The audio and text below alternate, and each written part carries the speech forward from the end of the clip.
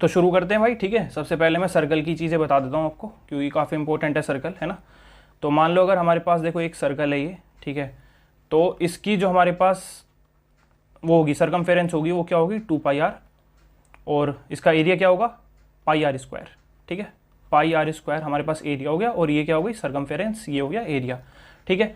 अगर मान लो मैं यहीं पे अगर इसमें एक इस तरह से सेक्टर वाली बात कर लूँ मैं, और ये आर्क लेंथ की बात कर लूँ, तो जो हमारे पास लेंथ होती है आर्क की, वो क्या होती है लेंथ जो होगी हमारे पास θ/360, ठीक है, इंटू 2πr। और अगर मैं एरिया की बात करूँ तो वो क्या होगा, ये थीटा होगा यहाँ पे, ठीक है ना, बाई 360, और आर क्या होगा ये, ठीक है, इंटू πr²। अच्छा मान लो अगर आपको मैं यहाँ पर लेंथ और रेडियस दोनों दे दूँ, तो उस केस में जो एरिया होता है वो होता है length into radius divided by 2। काफ़ी इंपॉर्टेंट है भाई, बहुत क्वेश्चन आए इससे सीजीएल में भी, और इस बार भी काफ़ी क्वेश्चन आ रहे हैं, ठीक है। तो इसको अच्छे से देख के जाना। और चलो अगली बात करते हैं अब, कि मान लो अगर जैसे ये वाला चीज़ यहाँ पे देखो मैंने लिख रखी है, अगर मैं इसको मिला दूँ यहाँ पे, तो ये जो हमारे पास एरिया आएगा, ये वाला एरिया दिख रहा है ना, ये अगर मैं इसको सेगमेंट बोलता हूँ, माइनर सेगमेंट है ये मेरी, अगर मुझे ये एरिया निकालना हो तो वो एरिया मैं कैसे निकालता हूँ मैं उसकी बात बताता हूँ आपको, ठीक है। अगर मुझे ये एरिया निकालना है, यहाँ पे लिख देता हूँ एरिया क्या होगा इसका। हम क्या करेंगे, देखो ये वाला तो है ही हमारे पास, जो हमने एरिया निकाला ये किसका एरिया है, पूरे का जो यहाँ से यहाँ तक ये है पूरा एरिया, ठीक है। तो इसमें से θ/360 इंटू πr² में से अगर मैं ये ट्राइंगल का एरिया माइनस कर दूँ तो हमारे पास ये एरिया आ जाएगा। सिंपल है। ट्राइंगल का एरिया कैसे निकालेंगे भाई, हाफ इंटू r, यानी कि r² और साइन थीटा, ये पता होगा ना सबको, ये उसमें होता है ज्योमेट्री में सिखाते हैं ये, कि अगर हमारे पास एक ट्राइंगल है, बीच में थीटा दे रखा है, दो साइड्स गिवन है, तो उस केस में एरिया कैसे निकलता है, उस केस में एरिया निकलता है हाफ इंटू ये वाली साइड, उसके बराबर वाली साइड और साइन थीटा, ठीक है। आई होप दिस इज क्लियर। चलो आगे चलते हैं। अब मान लो जैसे मेरे पास एक सर्कल दोबारा से बना देता हूँ यहाँ पे मैं, अब जैसे ये सर्कल है मेरे पास, ठीक है, और इस सर्कल में मैं बोलूँ यहाँ पे मेरे पास एक डायमीटर है, और ये डायमीटर ऐसे जाके सर्कमफेरेंस में मैं इस तरह से मिला दूँ इसको इस तरह से, ठीक है। तो इसको क्या बोलेंगे हम, कि एक डायमीटर ने सबस्टेंड जो करती है ना, वो यहाँ पे राइट एंगल ट्राइंगल सबस्टेंड करती है, ठीक है, सर्कमफेरेंस पे सर्कल के, ये सर्कमफेरेंस है ना सर्कल की, तो इस पे 90 डिग्री यानी कि राइट एंगल ट्राइंगल सबस्टेंड करेगी, ठीक है। कोई दिक्कत वाली बात नहीं है इसमें, ठीक है। ये डायमीटर है हमारी पूरी, ओके।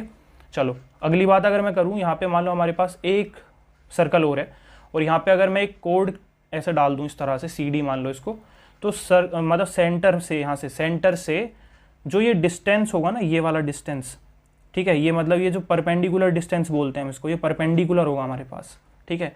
तो ये रेडियस होगी हमारे पास, ये भी रेडियस होगी हमारे पास, तो ये ना दो इक्वल पार्ट में डिवाइड कर देता है ना। इसको आप वैसे भी समझ सकते हो कि एक तरह से ये हमारे पास आइसोस्केलस ट्राइंगल बन गया।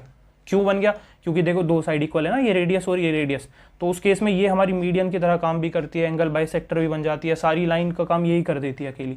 तो देखो ये मीडियन भी बन गई, तो इसको इक्वली डिवाइड भी कर दिया इसने, कोई दिक्कत वाली बात नहीं। ये हमारी कोड हो गई, और ये क्या हो गया हमारा परपेंडिकुलर बाइसेक्टर हो गया, ठीक है। आई होप दिस इज क्लियर। काफ़ी क्वेश्चन आते हैं इससे, ट्रिपलेट याद करने ज़रूरी होते हैं इस केस में, है ना। बता दूंगा, चलो लिख दूंगा कुछ इंपॉर्टेंट ट्रिपलेट में मैं आगे। अच्छा एक चीज़ और, कि मान लो जैसे हमारे पास एक सर्कल है इस तरह से, ऐसे ही करूँगा मैं, ठीक है, जल्दी जल्दी, इसमें कुछ ज़्यादा एक्सप्लेन करने का है नहीं, डायरेक्ट याद करते हैं जल्दी जल्दी। मान लो जैसे यहाँ पे एक आर्क है, इसको आर्क बोलते हैं हम, सर्कमफेरेंस पे भाई ये आर्क जो ये एंगल बनाएगी, मान लो इसने यहाँ पे थीटा बना दिया, तो ये सेंटर पे क्या एंगल बनाएगी, सेंटर पे बनाएगी 2θ, बात खत्म, कोई ज़्यादा एक्सप्लेन करने का कुछ नहीं है, डायरेक्ट याद कर लो इसको, ठीक है। मान लो एक सर्कल मैं और बना दूँ यहाँ पे। अब एक चीज़ और बता दूँ मैं अगर इंपॉर्टेंट तुम्हें भाई, मान लो जैसे यहाँ पे एक आर्क लेंथ, मतलब आर्क बना देता हूँ दोबारा मैं, तो इसने अगर सर्कमफेरेंस पे यहाँ पे एक एंगल बनाया है ना इस तरह से थीटा, तो ये सर्कमफेरेंस पे कहीं भी ये आर्क, यही सेम आर्क वो थीटा ही बनाएगी, चाहे तुम कहीं भी बना लो, चाहे तुम यहाँ पे बना लो, ठीक है, इस तरह से बना दो, ऐसे करके इस तरह से जोड़ दो इसको, तो ये भी थीटा ही होगा हमारे पास। बात आई समझ में, कहीं भी बना लो थीटा ही बनेगा अगर सेम आर्क बनाती है, ठीक है। आई होप दिस इज क्लियर। चलो आगे चलते हैं, कि मान लो अब मैं बात करता हूँ, मान लो मेरे पास एक सर्कल है, एक सेकेंड इसको मिटा देते हैं, सर्कल तो ऐसे ही बनाते हैं साफ सा, ठीक है। मान लो ये सर्कल है मेरे पास, मैं इसमें एक क्वाड्रिलेटरल बना देता हूँ इस तरह से, इसको हम क्या बोलते हैं, इसको बोलते हैं साइक्लिक क्वाड्रिलेटरल। बात आई समझ में, देखो ये बना दिया मैंने साइक्लिक क्वाड्रिलेटरल। मान लो ये हमारे पास ये एंगल ए मान लेते हैं, इसको बी मान लेते हैं, इसको सी मान लेते हैं और इसको डी मान लेते हैं। कोई दिक्कत वाली बात नहीं है। अच्छा, इसमें क्या पता होना चाहिए हमें भाई, आमने सामने के जो एंगल होते हैं उसका सम क्या होता है, 180 डिग्री होता है, सबसे इंपॉर्टेंट चीज़। उसके बाद बी प्लस सी भी 180 डिग्री होगा, ठीक है, कोई दिक्कत वाली बात नहीं है। इसमें सबसे इंपॉर्टेंट चीज़ ये है कि मान लो मैं इसको आगे सबस्टेंड कर देता हूँ ऐसे करके, और ये हमारे पास, इसको मैं बताऊँ ई मान लेता हूँ इसको मैं, तो जो एंगल ए होगा ना उसके बराबर होगा ये एंगल ई, इसके बराबर होगा ये एंगल ई। इस चीज़ को ध्यान रखना, ये सबसे इंपॉर्टेंट है, ठीक है, क्लियर। चलो आगे चलते हैं। अब मान लो मैं तुम्हें कराता हूँ वो वाली प्रॉपर्टीज़ करा देता हूँ, ये बहुत इंपॉर्टेंट है भाई। अच्छा, मैं इसी से बना देता हूँ, ये काफ़ी इंपॉर्टेंट है, इसको ध्यान से देखना कि मान लो हमारे पास इस तरह से 2 सेकेंड हैं। अच्छा, पता है ना इसको सेकेंड बोलते हैं, जो ऐसे सर्कल को इस तरह से कट करती हुई जाती है और बाहर मिलती है, ठीक है, उसको सेकेंड बोलते हैं। और टच करती हुई जाएगी उसको क्या बोलेंगे, उसको बोलेंगे हम टेंजेंट, ठीक है, कोई दिक्कत। चलो मान लेते हैं ये हमारे पास ए है, ये बी है, ये सी है, ये डी है, और ये पी पे जाके मिल रहे हैं। तो इस केस में हमारे पास जो P B into P A होगा वो इक्वल होगा P D into D C के, P D into D C के। बात आई समझ में, ये इंटू दिस, ये इंटू दिस, काफ़ी इंपॉर्टेंट है, ध्यान रखना, ठीक है। नेक्स्ट देख लेते हैं फटाफट जल्दी जल्दी, कि मान लो जैसे ये मेरे पास ये सर्कल है, और इस सर्कल में अब मैं यहाँ पे टेंजेंट बना देता हूँ भाई, टेंजेंट की बात चली रही थी तो, और ये यहाँ पे एक सेकंड बना देता हूँ। ये सबसे इंपॉर्टेंट है भाई, इसको ध्यान से देख लेना, ठीक है। ये ए है मान लो, ये बी है, ये सी है मान लो, ठीक है, और ये हमारे पास यहाँ पे डी आ गया, ठीक है। तो इस केस में क्या होगा, A B square is equals to A C into C D. बात आई समझ में, देखो सिंपल है, याद रखना अच्छे से इसको। चलो नेक्स्ट बता देता हूँ। मान लो एक दोबारा एक सर्कल आ गया हमारे पास, ये सबसे उससे भी ज़्यादा इंपॉर्टेंट मान लो भाई, सर्कल में तो सब कुछ ही इंपॉर्टेंट है, ये समझ लो, ठीक है। ये 2 कोड हैं, कोड समझते हो ना, पीछे बताया था अभी, ये ए बी कोड है मान लो, और ये सी डी कोड है, और ये एक दूसरे को बाइसेक्ट कर रही हैं, ठीक है, मतलब बाइसेक्ट कह रहा हूँ सॉरी, इंटरसेक्ट कर रही हैं, कहाँ पे, मान लो पी पे कर रही हैं। तो इस केस में जो A P into P B होगा वो C P into P D हो सकता है, या तुम इसको ना ऐसे ऐसे भी याद कर सकते हो, पी को पकड़ लो बस, तो P C into P D is equals to P A into P B, एक ही बात है वो, है ना। तो काफ़ी इंपॉर्टेंट है, इसको ध्यान रखना भाई, काफ़ी क्वेश्चन आते हैं इससे, ठीक है। और इसी का था वो वाला जो था ना कोड, उसमें मतलब सेकंड जो होती है वो बाहर जा रही थी ना, वो वाली वो कोड ही थी, जो कोड हमने एक्सटेंड कर दी थी वो सेकंड बन गई थी, और कुछ नहीं है, ठीक है। चलो और देखते हैं। मान लो जैसे हमारे पास एक ये सर्कल है, सर्कल मैंने ये बना दिया सर्कल, और मान लो एक दूसरा सर्कल है जो इसको ऐसे करके टच कर रहा है भाई, बिल्कुल, वाह क्या सर्कल बना है, मज़ा आ गया। चलो ठीक है, ये वाला देखो यहाँ पे मैंने एक डाल दिया तुम्हारी टेंजेंट, ठीक है, डायरेक्ट कॉमन टेंजेंट बोलते हैं वैसे तो इसे, ठीक है, बताऊंगा उसके बारे में भी आगे। बट अब देखो यहाँ पे मैं एक लाइन और खींच देता हूँ। मान लो यहाँ से इसके इधर इस वाले पॉइंट से यहाँ पे मैंने एक ये ऐसे करके मिला दिया, और इधर से ये ऐसे करके मिला दिया, ठीक है। ये कोई एंगल होगा हमारे पास, अल्फा मान लेते हैं, इसको मान लेते हैं बीटा। ये 90 डिग्री पे इस तरह से कट होती है, ठीक, मतलब 90 डिग्री बनेगा यहाँ पे एंगल, ठीक है। ध्यान देने वाली बात ये है, जो यहाँ पे अल्फा प्लस बीटा होगा वो 90 डिग्री होगा, ध्यान है ना, कोई दिक्कत ही नहीं है इसमें। मतलब पूरे ट्राइंगल का जो समय 180 होता है, तो ये 90 है, तो ये मतलब ये ध्यान रखना कि ये 90 होता है, बस ये ध्यान रखना है, ठीक है। अच्छा, यहाँ पे एक और इम्पोर्टेंट आता है, उसको और बता देता हूँ। ये CGL 2024 में से क्वेश्चन बना था, ठीक है। और मान लो जैसे मैं एक सर्कल और बना देता हूँ, एक सेकेंड, ठीक है, मैंने ये सर्कल बना दिया, देखो यहाँ पे। अब मैं अगर इसमें यहाँ पे देखो एक इस तरह से टेंजेंट खींच दूँ, एक सेकेंड, ये टेंजेंट नहीं खींची, यहाँ से ऐसे करके एक टेंजेंट मैंने खींच दी, ठीक है भाई, ये टेंजेंट खींच गई हमारी। अब मैं अगर इससे यहाँ से एक पॉइंट देखो यहाँ से मिला दूँ ऐसे करके, कहाँ पे, इस जगह पे, ये जो पॉइंट है यहाँ पे, और इसको मिला दूँ कहाँ पे, इसको मिला दूँ ऊपर यहाँ पे, जहाँ पे ये इस तरह से जा रही है टच होती हुई, ठीक है। और इस वाले से यहाँ पे मिला दूँ, इसको कहाँ पे मिला दूँ भाई, इस जगह पे मिला दूँ यहाँ पे, और इसको कहाँ पे मिला दूँ, इसको यहाँ पे मिला दूँ, समझ रहे हो कहाँ पे, ये वाला यहाँ पे है, ध्यान से देखना, ठीक है। तो जो हमारे पास ये वाला एंगल होगा, मान लो ये जो एंगल बन रहा है ना यहाँ पे, इसको मान लेता हूँ मैं A है, और ये जो एंगल बन रहा है यहाँ पे, इसको मान लेता हूँ मैं क्या, इसको मान लो B मान लेते हैं, चलो इसको, ठीक है। तो जो angle A plus angle B होगा ना, वो 180 डिग्री होगा हमारे पास, ठीक है। इसमें से कोई भी एक एंगल आपको देगा, ये मान लो ये दे दिया, और इसको यहाँ पे मिला के ऐसे आपसे पूछ लेगा कि भाई बताओ ये एंगल कितना है। बात आ रही समझ में। ये थोड़ा ऊपर को सर्कल बनाता है ना, तो आपको ये ट्राइंगल बनता हुआ दिख जाता है यहाँ पे। ये सर्कल थोड़ा सा इसके बराबर में आ गया, ये थोड़ा ऊपर को होता तो ये ट्राइंगल ऐसे दिख जाता बनता हुआ। तो यहाँ पे ये 180 डिग्री के बराबर होता है, दिक्कत नहीं है। चलो आगे चलते हैं। अच्छा, अब सबसे इंपॉर्टेंट चीज़ की बात कर लेते हैं भाई, टेंजेंट डाल दी चलो मैंने यहाँ पे एक, ये वाली, ये दूसरी टेंजेंट है, ये दोनों यहाँ पी पे मिल रही हैं मान लो, ठीक है। ये हमारे पास ए हो गया, ये हमारे पास बी हो गया, ये हमारे पास रेडियस मतलब सेंटर हो गया, ये हमारे पास रेडियस हो गई। कोई दिक्कत नहीं है, सबको पता है 90 डिग्री पे कट करती है, पीछे बताया अभी, अच्छा अभी नहीं बताया शायद से ये वाला मैंने, पर ध्यान रखना ये जो टेंजेंट से इस तरह से, मतलब ये मैंने अगर यहाँ पे टेंजेंट डाली है इस तरह से सर्कल के सर्कमफेरेंस से टच होती हुई जाती है नहीं, तो जो रेडियस से ये वाला एंगल हमारे पास बनेगा ना, ये जो रेडियस से इस तरह से यहाँ पे जो एंगल बनता है वो परपेंडिकुलर होता है टेंजेंट के, ये ध्यान रखना है, 90 डिग्री बनता है हमेशा, ठीक है, कोई दिक्कत वाली बात नहीं है। चलो अब देख लेते हैं, मान लो अगर हमारे पास ये थीटा है तो ये कितना होगा, ये 180 डिग्री माइनस थीटा होगा, ठीक है। अगर देखो मैं यहाँ से एक लाइन डाल दूँ ऐसे करके, सबसे इंपॉर्टेंट है ये वाला, यहाँ पे दो एंगल बनते हैं इस तरह से, इसको अल्फा मान लो, इसको भी अल्फा मान लो, ठीक है, और ये दोनों बराबर होते हैं, है ना, और होते क्या एक्चुअल में, ये थीटा बाई 2 होंगे, ये भी थीटा बाई 2 होगा, ये भी थीटा बाई 2 होगा, अल्फा इज इक्वल्स टू क्या होगा, थीटा बाई 2, ठीक है, इसका आधा होगा बस, ये डायरेक्टली कर सकते हो उसको, कोई दिक्कत वाली बात नहीं है। चलो आगे चलते हैं। हाँ ठीक है, अब मैं ज़रा एक सर्कल बना दूँ, ये मैंने सर्कल बना दिया यहाँ पे, ठीक है, और एक ये बनाना है, एक सेकंड, चलो ऐसे ही बना देता हूँ, मान लो एक ऐसे बनाया यहाँ पे, इसको टच होता हूँ, मैं क्या बना रहा हूँ यहाँ पे, मैं बना रहा हूँ टेंजेंशियल क्वाड्रिलेटरल, बात आ रही है समझ में, क्या होता है टेंजेंशियल क्वाड्रिलेटरल, गलती बन गया कुछ, एक सेकंड, यहाँ पे ये डाला, यहाँ पे ऐसे, यहाँ पे ऐसे, और यहाँ पे ऐसे, मतलब टच है, ये समझ लो टच होता हो जा रहा है, टेंजेंशियल क्वाड्रिलेटरल बोलते हैं इसको, ठीक है।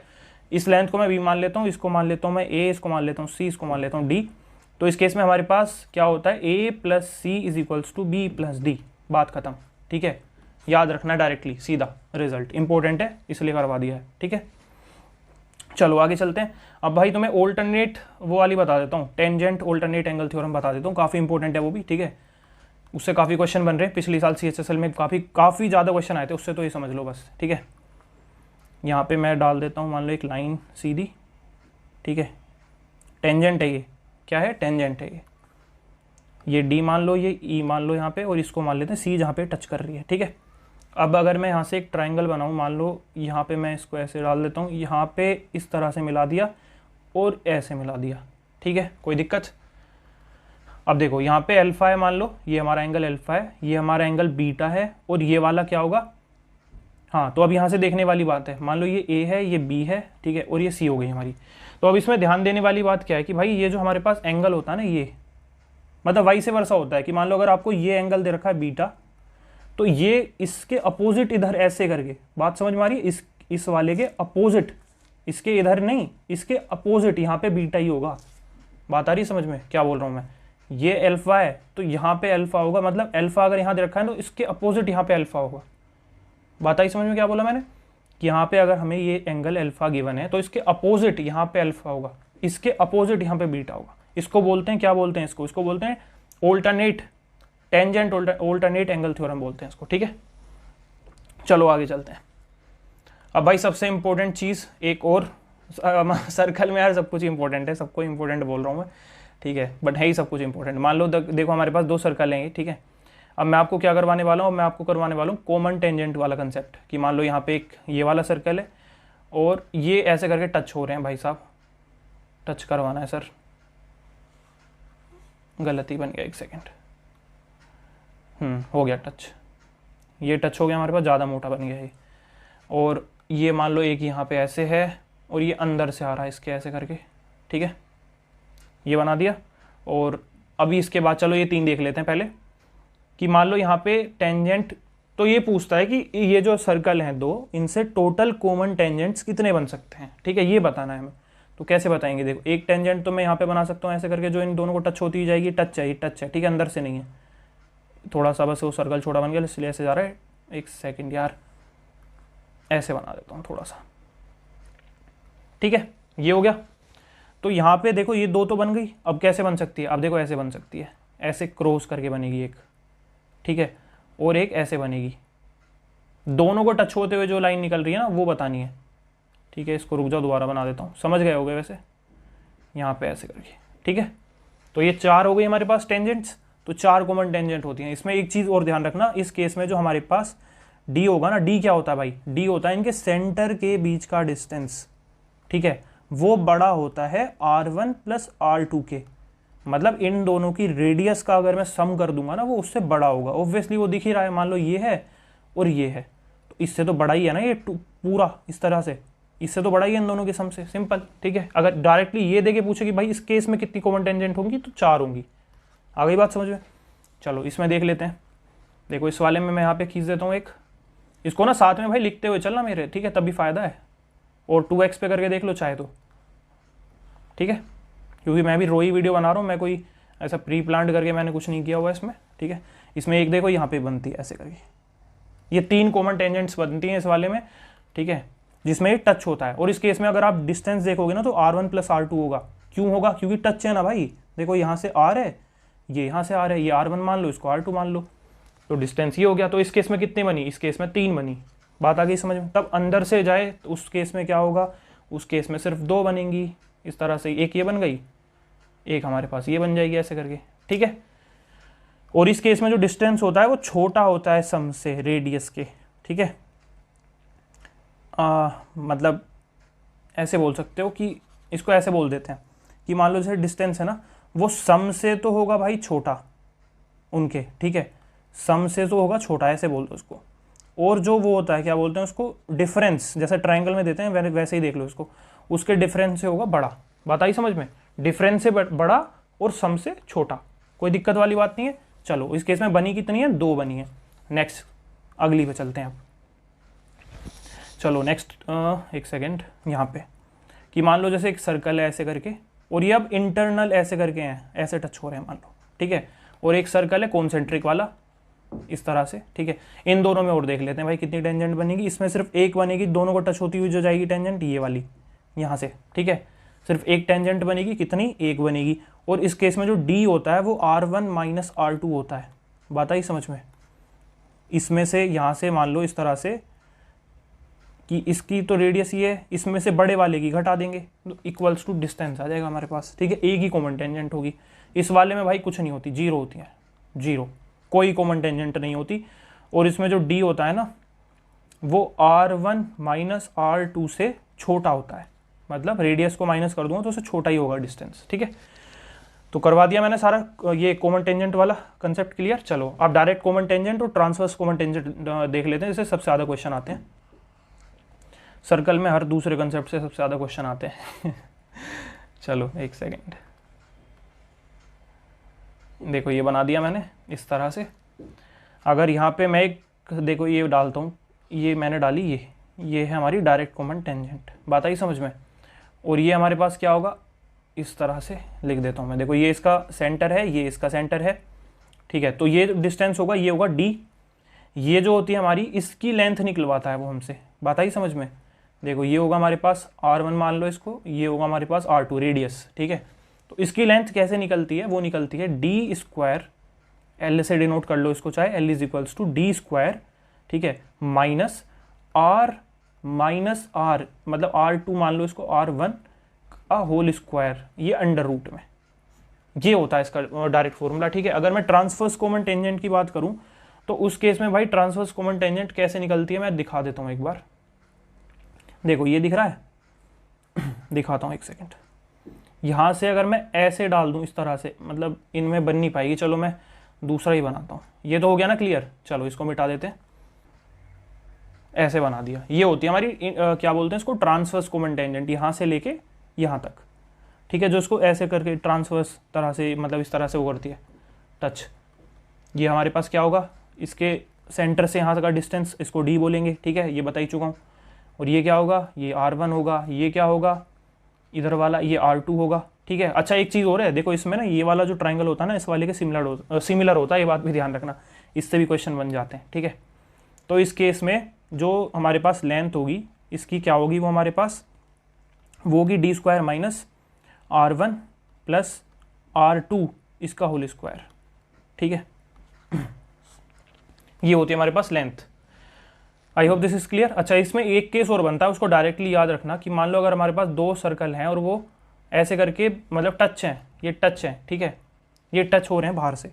तो इस केस में अगर वो हमसे इसकी लेंथ पूछे ना डायरेक्ट कॉमन टेंजेंट की, तो क्या होती है, वो होती है 2r इंटू आर, मतलब इसके वाले की रेडियस r मान लो और इस वाले की रेडियस स्मॉल r मान लो, ठीक है।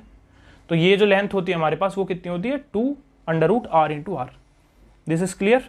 चलो अच्छा, एक चीज़ और देख लेते हैं, एक कंसेप्ट और पूछ लेते हैं काफ़ी बार, कि मान लो मैं तुम्हें पॉइंट्स देता हूँ, मान लो मैंने तुम्हें एक पॉइंट दिया, तो उससे कितने सर्कल पास हो सकते हैं तो उससे इनफाइनाइट नंबर ऑफ सर्कल्स पास हो सकते हैं ना, कितने भी सर्कल आप बना सकते हो। ऐसे बना लिया आपने, है ना, ऐसे बना लिया आपने, फिर ऐसे बना लिया आपने, मतलब कितनी इनफाइनाइट नंबर ऑफ सर्कल्स पास हो सकते हैं। सिमिलरली 2 पॉइंट से भी इनफाइनाइट नंबर ऑफ सर्कल्स पास हो सकते हैं, ठीक है। ऐसे करके बना लो, फिर उसके बाद ऐसे करके बना लो, इस तरह से, मतलब वो इनफाइनाइट चलते ही जाएंगे, कितने भी सर्कल आप बना सकते हैं उनसे, है ना। अच्छा, अगर मैं आपको 3 जो वो हैं वो दे दूं, क्या बोलते हैं, पॉइंट्स, इस तरह से, तो उससे कितने सर्कल पास होंगे, उससे भाई एक ही सर्कल पास होगा। देखो यहाँ ट्रायंगल बन गया ना ऐसे करके, इससे एक ही सर्कल पास होगा, ये वाला ऐसे करके, ठीक है, कोई दिक्कत वाली बात नहीं है। लेकिन एक बात का यहाँ ध्यान रखना, ये सेव केवल तब होता है जब ये पॉइंट्स जो है ना कोलिनियर ना हो। कोलिनियर मतलब एक लाइन में ना हो, ऐसे करके, ऐसे, तब नहीं जा सकता तीनों से। कैसे जाएगा बताओ, ऐसे करके टेढ़ा मेढ़ा तो बनेगा नहीं, यूं करके, है ना तो ध्यान रखना इस चीज़ का कि पॉइंट्स जो है कोलिनियर तो नहीं है, ठीक है तो ये क्लियर है। चलो आगे चलते हैं। अब मैं एक चीज़ और बता देता हूँ आपको भाई, वो भी काफ़ी इंपॉर्टेंट है। वैसे आपने काफ़ी बार ऐसे देखा होगा कि मतलब इस तरह से, देखो मैं बनाता हूँ यहाँ पे, ऐसे एक सर्कल है, ठीक है, ऐसे एक सर्कल है और फिर ऐसे एक सर्कल है, मतलब एक सेकंड, इसको मैं दोबारा बनाता हूँ यहाँ से लेते हैं ऐसे करके। इसके अराउंड अगर मैं एक मतलब स्ट्रिंग लगाता हूँ, क्या इस तरह से, इसको बांधने के लिए, इस तरह से ऐसे करके, समझ लो क्या बोल रहा हूँ मैं, ऐसे, तो उसकी लेंथ पूछ लेते हैं काफ़ी बार। इसके अंदर आप 2 सर्कल भी डाल सकते हो, 3 सर्कल भी डाल सकते हो, 4 भी डाल सकते हो।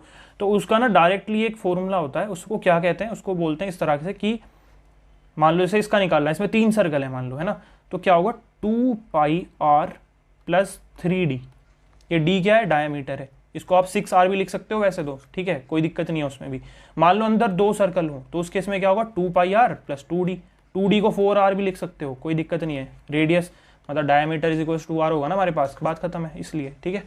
अगर मान लो 4 सर्कल हैं तो क्या लिखेंगे उस केस में, 4d लिखेंगे या फिर 8r लिख देंगे।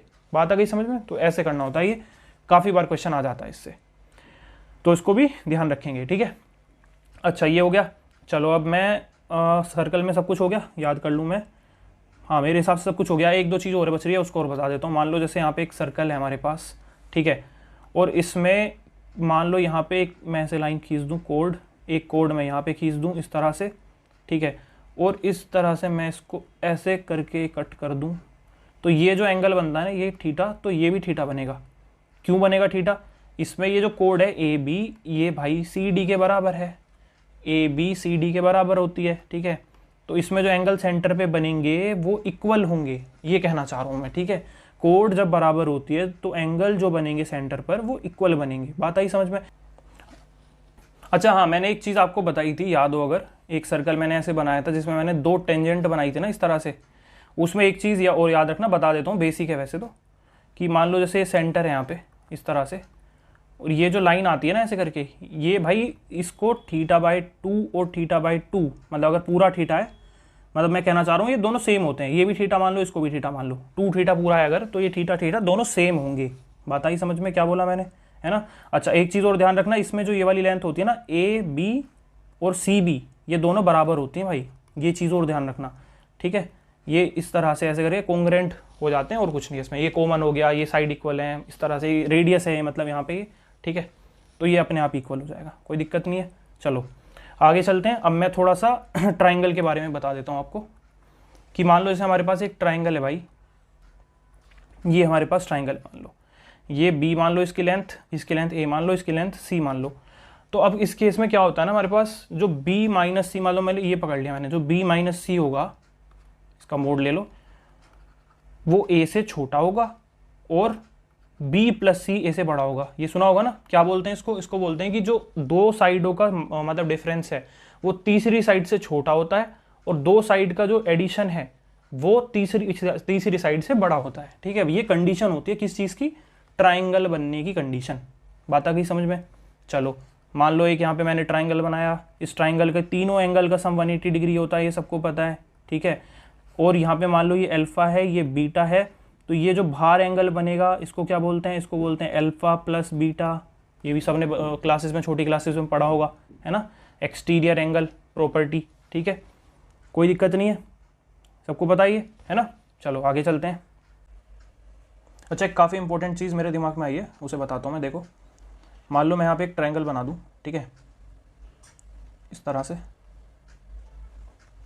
ठीक है, इसके अंदर अगर मैं एक सर्कल ड्रॉ कर दूँ इस तरह से, जो इसको तीनों साइड से मतलब टच कर रहा हो। ठीक है, इस तरह से ऐसे टच कर रहा हो, और इस साइड को मान लो मैं ए बी सी, और ये वाली साइड्स हमारी हो जाए डी ई एफ। ठीक है, ये यहाँ टच कर रहा है तीनों साइड्स को। तो इस केस में अगर मैं तुमसे पूछूं कि भाई मुझे बताओ इस वाली जो ये मतलब यहाँ से बी ई है, इसकी लेंथ क्या होगी, तो उस केस को मतलब इस केस में बी ई की जो लेंथ निकलेगी वो कैसे निकलेगी, हम देखो क्या करेंगे इसमें कि A B plus B C. बात आई समझ में मैंने क्या बोला है। ये जो इसके आजू बाजू मतलब ऐसे बराबर बराबर वाली साइड है ना, इन दोनों को सम किया और इसमें से इसकी सामने वाली साइड जो है माइनस कर दी, माइनस ए सी। ठीक है, और डिवाइडेड बाय 2। अगर मान लो मेरे से पूछे ई सी निकालो, तो उस केस में हम क्या करेंगे, B C plus C A minus A B divided by 2। मान लो ये निकालना है, तो इस केस में क्या करेंगे, इन दोनों को सम माइनस ये और डिवाइडेड बाई 2। आ गया समझ में। ठीक है, आई होप दिस इज क्लियर। चलो आगे चलते हैं। अब मैं तुम्हें वो बता देता हूँ कि मान लो अगर हमारे पास एक ट्राइंगल है इस तरह से, ठीक है, और ये वाली साइड हमारी ए है, ये मान लो बी है, ये ए है। ठीक है, अगर मान लो मैं बोलूँ, ये मान लो एक सेकंड दोबारा बना देता हूँ इसको। ये हमारे पास मान लो एक ट्राइंगल है, ये सी है मान लो, ठीक है, ये बी है और ये ए है। ठीक है, ये अगर हमारे पास लॉन्गेस्ट साइड हो गए, ये वाली जो हमारे पास है ये लार्जेस्ट साइड है मतलब, ठीक है, और ये एक्यूट एंगल ट्राइंगल होगा अगर, तो उसकी कंडीशन क्या होगी, इस केस में जो हमारा ए स्क्वायर होता है ना, ए स्क्वायर जो लार्जेस्ट साइड है उसका स्क्वायर छोटा होगा जो बाकी दो साइड्स हैं बी स्क्वायर और सी स्क्वायर के। ठीक है, इन दोनों के सम से छोटा होगा, इन दोनों के स्क्वायर के सम से छोटा होगा, है ना। और ऑब्ट्यूस एंगल ट्राइंगल जो हमारा होता है कुछ इस तरह से ऐसे बनेगा, इसमें ये वाली साइड लार्जेस्ट होगी, है ना, इनको बी और सी मान लो। तो इस केस में जो ए स्क्वायर होगा भाई वो बड़ा होगा B square plus C square के। ठीक है, दोनों साइड के स्क्वायर के सम से बड़ा होगा यहाँ पे। उस केस में ये कौन सा ट्राइंगल होगा हमारे पास, ऑब्ट्यूस। ठीक है, और ये एक्यूट। और राइट एंगल ट्राइंगल का तुम्हें पता ही है, वो पाइथागोरस वाला, है ना, कि उसमें ये जो लार्जेस्ट साइड होती है हमारी हाइपोटेनियस, वो क्या हो जाती है, इसको मान लेते हैं ए, मान लेते हैं इसको बी, इसको सी, तो मतलब ए स्क्वायर बराबर हो जाता है इस केस में B square plus C square के। ठीक है, तो इस केस में बराबर, इस केस में ये बड़ी हो जाती है और इस केस में ये साइड छोटी हो जाती है। ठीक है, तो इस मतलब इस तरह से हम डिफरेंस जो है वो बता सकते हैं तीनों ट्राइंगल्स में, है ना। अगर मैं बात करूं, मान लो हमारे पास एक ट्राइंगल है ऐसे करके, ठीक है, और इसमें एक लाइन मैं इसकी इस वाली लाइन के पैरेलल यहाँ ड्रॉ कर दूं इस तरह से। ठीक है, कि मान लो इसको मैं नाम दे देता हूँ ए बी सी। ठीक है, और ये हमारे पास मान लो डी ई है, और ये लाइन जो है इसके मान लो पैरेलल है, डी ई जो है वो बी ई के पैरेलल है। ठीक है, एक सेकेंड, ये डी ई है, ठीक है ना, D E is parallel to B C. तो इस केस में हम क्या बोल सकते हैं पता है, कि A D upon D B, या फिर ऐसे बोल लो, इस तरह से भी बोल सकते हैं वैसे, बट पहले ये लिख लो, ए डी छोटे ट्राइंगल की साइड इस बड़े ट्राइंगल की साइड का ratio A B is equals to A E इसके, और फिर मतलब बड़ा ए सी, और यहाँ पे डी ई ये जो ये वाला होगा और ये, ठीक है, D E upon B C. ये रेशियोज मतलब जो होंगे वो इक्वल होंगे, है ना, और ये सिमिलैरिटी से आता है, ये बात का ध्यान रखना। और जो मैं स्टार्टिंग में लिखवा रहा था उसे भी लिख लेते हैं यहाँ पे, कि ए डी अपॉन जो डी बी होगा ना हमारे पास, वो ए ई अपॉन ये। ठीक है, काफ़ी बार एग्जाम में आता है ये, मतलब ये वाली साइड दे देगा, ये दे देगा, है ना, पूरा दे देगा, या फिर मतलब एक ये पूछ लेगा, कभी ये पूछ लेगा, तो कुछ भी पूछ सकता है। तो ये रेशियो ध्यान रखना, डायरेक्टली इसमें वैल्यू पुट कर देते हैं और आंसर हमारा निकल जाता है। ठीक है, चलो आगे चलते हैं। अच्छा, एक और इंपॉर्टेंट चीज़ है भाई, उसको और ध्यान रखना, कि मान लो अगर मैं तुमसे ये पूछूं कि मेरे पास एक ट्राइंगल है इस तरह से, ठीक है, ये काफ़ी आजकल ट्रेंड में, इसको ध्यान से देख लेना भाई, काफ़ी क्वेश्चन आ रहे हैं इससे आजकल, कि मान लो अगर मैं यहाँ पे एक एल्टीट्यूड डाल दूँ, क्या एल्टीट्यूड डाल रहा हूँ मैं यहाँ पे, है ना, ये एल्टीट्यूड डाला है मैंने, और एक मैं यहाँ पे डाल दूँ एंगल बाइसेक्टर। ठीक है, एक मैं यहाँ डाल दूँ एंगल बाइसेक्टर, और मैं एक ट्राइंगल और बनाता हूँ यहाँ पे। ठीक है, दो केसेस बनते हैं इसमें, दोनों बता देता हूँ मैं। यहाँ पे एक और ट्राइंगल मैंने बना दिया है, ठीक है, इसमें यहाँ पे दोबारा मैंने एल्टीट्यूड डाली, और मैंने यहाँ पे एक लाइन और डाली एंड दैट इज सरकम सेंटर जिससे पास होगा, ठीक है। ये सरकम सेंटर वाली लाइन मैंने डाल दी यहाँ पे, ओके। इसको मैं बोल देता हूँ ए, अभी बताऊंगा सरकम सेंटर वगैरह क्या होता है, चिंता मत करो, ठीक है। ए बी सी, ठीक है। और ये इसको ए बी सी बोल देते हैं। ये वाला हमारा परपेंडिकुलर है, ये भी परपेंडिकुलर है, ठीक है। ये वाली लाइन कौन सी है, सरकम सेंटर से पास होने वाली लाइन है, सरकम सेंटर से, ठीक है। और ये वाली इन सेंटर से पास होगी, क्यों, क्योंकि ये एंगल बाइसेक्टर है। बात आई समझ में? ये वाली परपेंडिकुलर है और ये वाली एंगल बाइसेक्टर है, मतलब ये वाला एंगल जो होगा वो इसके इक्वल होगा, ठीक है ना, कोई दिक्कत नहीं है। चलो उससे मतलब नहीं है, हमें ये बीच वाला एंगल निकालना है, ये पूछता है हमसे, ये थीटा पूछेगा हमसे। तो वो हम कैसे निकालेंगे कि जो ये एंगल बी है, ये एंगल सी है, ये दोनों एंगल हमको दे देगा, ठीक है। तो इस केस में हम क्या करते हैं, जो थीटा हमारे पास होगा वो बी में से हम जो है सी घटा देंगे, ठीक है, और डिवाइडेड बाय 2 कर देंगे, सिंपल, और कुछ नहीं करना, ठीक है। ये थीटा निकलवाएगा या फिर हमसे ये दे देगा, ये दे देगा, ये पूछ लेगा। तो ये वाला फॉर्मूला ध्यान रखना। इस केस में जिसमें सरकम सेंटर और इसके बीच में का एंगल पूछा जाए हमसे थीटा, उस केस में हाफ नहीं करेंगे, मतलब 2 से डिवाइड नहीं करेंगे, डायरेक्टली लिख देंगे। क्या लिखेंगे डायरेक्टली कि B minus C, theta is equals to B minus C, mod में रखेंगे इसको, ठीक है। दोनों रिजल्ट्स इंपॉर्टेंट है, याद रखना इनको। अच्छा, अब मैं थोड़ी एंगल बाइसेक्टर के बारे में बात कर ही रहा हूँ तो उसके बारे में बता देता हूँ एक दो चीज़ें। कि मान लो जैसे हमारे पास एक ट्राइंगल है, ठीक है, इस तरह से, ये मैंने यहाँ खींच दिया। मान लो एक एंगल बाइसेक्टर इस वाले एंगल की यहाँ पे जाके कहीं इस तरह से, और ये मान लो इधर ऐसे बाहर, मैं इसको थोड़ा लंबा कर देता हूँ इधर, और इस वाले एंगल की एक्सटर्नल जो एंगल है हमारा, इसकी बाइसेक्टर यहाँ पे अगर मिल जाए इस तरह से, ठीक है, तो उस केस में क्या होगा, देखो ये एंगल बाइसेक्टर है और ये एंगल बाइसेक्टर है। अगर ये यहाँ पे मिलते हैं कहीं, पॉइंट डी मान लेते हैं इसको ए बी सी कर देते हैं, ठीक है, ए बी सी। तो ये जो एंगल बाइसेक्टर यहाँ पे मिल रहे हैं ना, मान लो ये अगर एंगल थीटा है तो ये थीटा बाय 2 होगा, वेरी वेरी इंपॉर्टेंट, ठीक है, स्टार मार्क कर लो इसको, ये थीटा बाय 2 होगा। क्या है ये, एंगल बाइसेक्टर है ये, ठीक है, क्लियर, कोई दिक्कत नहीं होनी चाहिए, है ना। चलो आगे चलते हैं।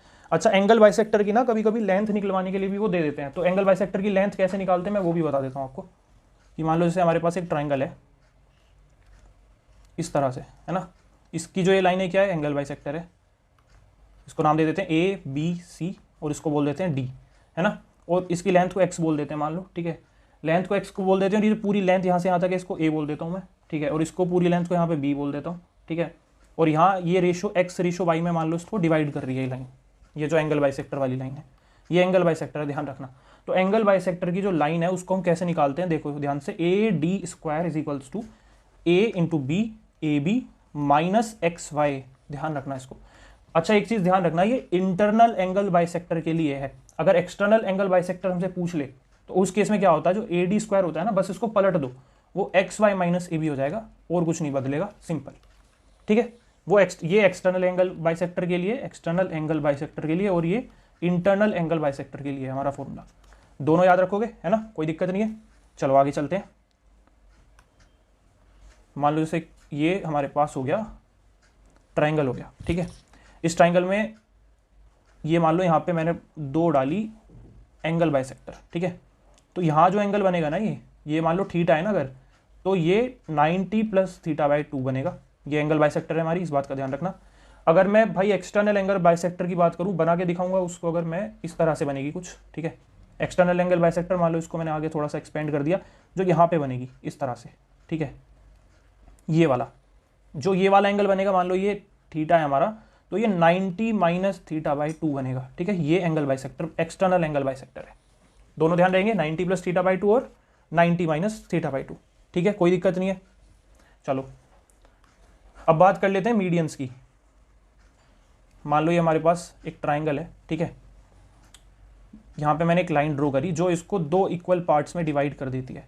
जहाँ हमारी तीनों मीडियंस मिलती हैं, मान लो ऐसे मिली, उसको हम बोलते हैं सेंट्रोइड, और उसको हम जी से डिनोट करते हैं। उसको इन सेंटर बोलते थे एंगल बाइसेक्टर वाली को, इसको क्या बोलेंगे, इसको बोलेंगे सेंट्रोइड, ठीक है। और सबसे इंपॉर्टेंट चीज़ इसमें ध्यान देने वाली बात ये रहती है कि भाई इसमें जो ये लाइन है ना, ये 2:1 में डिवाइड करती है, ठीक है। याद रहेगा, ये काफ़ी इंपॉर्टेंट है, इससे काफ़ी क्वेश्चन आते हैं, ठीक है। 2:1 में मतलब डिवाइड करती है। और ध्यान रखना, ये जो जहाँ से चोंच सी निकल रही है ना, ये वाली 2 होगी लेंथ इसकी, और इसकी होगी 1 यूनिट। याद रहेगा, कोई दिक्कत वाली बात नहीं है, ठीक है। चलो आगे चलते हैं। अब थोड़े सिमिलैरिटी वाले कंसेप्ट्स मैं बता देता हूँ। कि मान लो जैसे हमारे पास ये ट्राइंगल है यहाँ पे, है ना, ठीक है। और एक ट्राइंगल मान लो जैसे मैं यहाँ पे लिख दूँ ABC लिख देता हूँ, ठीक है। और मान लो एक ट्राइंगल और बना देता हूँ मैं इस तरह से, और ये मान लो DEF है, ठीक है। यहाँ पे मैंने एक परपेंडिकुलर डाली, यहाँ पे भी मैंने एक परपेंडिकुलर डाल दी, कोई दिक्कत नहीं है। ये हमारे वो बन गए, क्या बोलते हैं, एंगल्स हो गए, ठीक है। अब इसमें ये दोनों ट्राइंगल ना सिमिलर दे दिए मैंने, मान लो ये दोनों ट्राइंगल मैंने मान लो सिमिलर दे दिए, तो इस केस में क्या होता है ना, जो पेरीमीटर होता है, पेरीमीटर ABC का और पेरीमीटर DEF का, भाई ये इक्वल होगा, साइड्स के रेशियो के बराबर होता है। मतलब ये AB अपॉन DE, मतलब जो साइड में इसमें लूंगा वही इसमें लूंगा, AB upon DE is equals to AC upon DF is equals to BC upon EF, ठीक है, कोई दिक्कत नहीं है। तो ये रेशियोज इक्वल होते हैं। अच्छा, एक और चीज़, ये तो पेरीमीटर वाली बात हो गई, इसमें मीडियन, एल्टीट्यूड कुछ भी लगा सकते हो तुम, वो रेशियो ऐसे ही चलेगा, ठीक है। लेकिन एरिया में थोड़ा सिनेरियो चेंज हो जाता है। एरिया अगर मैं लिखूँ यहाँ पे ABC का, ठीक है, और एरिया लिखूँ मैं DEF का, तो उस केस में क्या होगा हमारे पास, AB स्क्वायर हो जाएगा बस यहाँ पे, ठीक है। साइड्स के स्क्वायर के बराबर होता है एरिया का रेशियो, इस बात का ध्यान रखना। और साइड्स ही नहीं, यहाँ पे पेरीमीटर, मीडियन, तुम कुछ भी लिख दो, उसके स्क्वायर के बराबर ही होगा। मतलब ये वाली हमारी जो होती है ना एरिया वाली, ये इसके इक्वल होगी साइड्स के स्क्वायर के। लेकिन सिंपल अगर देखें पेरीमीटर, तो वो साइड्स के सिंपल रेशियो के बराबर होती चली जाएगी, ठीक है, कोई दिक्कत नहीं है। चलो आगे चलते हैं, इसको भी रफ करता हूँ मैं। अब बात करते हैं भाई, ये काफ़ी इंपॉर्टेंट मतलब टूल्स हैं ये, ठीक है, आबाद सैनी सर से मैंने पढ़े हैं, तो इनको मैं बताता हूँ। ये हमारे इंपॉर्टेंट टूल्स हैं, 8 टूल्स हैं टोटल ये, ठीक है। ये लगते कब हैं, ये बहुत बार लग जाते हैं, मतलब काफ़ी इंपॉर्टेंट, तुम्हें पता भी नहीं लगेगा कब तुम्हारे काम आ जाएंगे, ठीक है।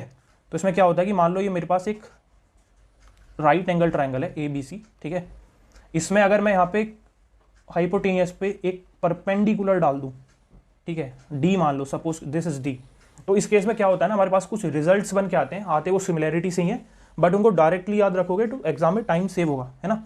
काफ़ी क्वेश्चन आते हैं इससे। और ये इसको हम ऐसे बोल सकते हैं कि 90 के अंदर 90, ये सर्कल में भी लग जाता है कॉन्सेप्ट काफ़ी बार, ठीक है। चलो इसको सोल्व करते हैं। तो इसमें क्या है, मतलब पहला मान लो जैसे हमारे पास AB, चलो BD के निकलवाता हूँ पहले, इसकी लेंथ निकालने के लिए डायरेक्टली बोल दिया जाता है काफ़ी बार हमें, कि मान लो अगर हमें BD की लेंथ निकालनी है, तो उस केस में हम क्या करेंगे, AB into BC upon AC, इसकी मल्टीप्लाई करके डिवाइड कर दो AC से, ठीक है।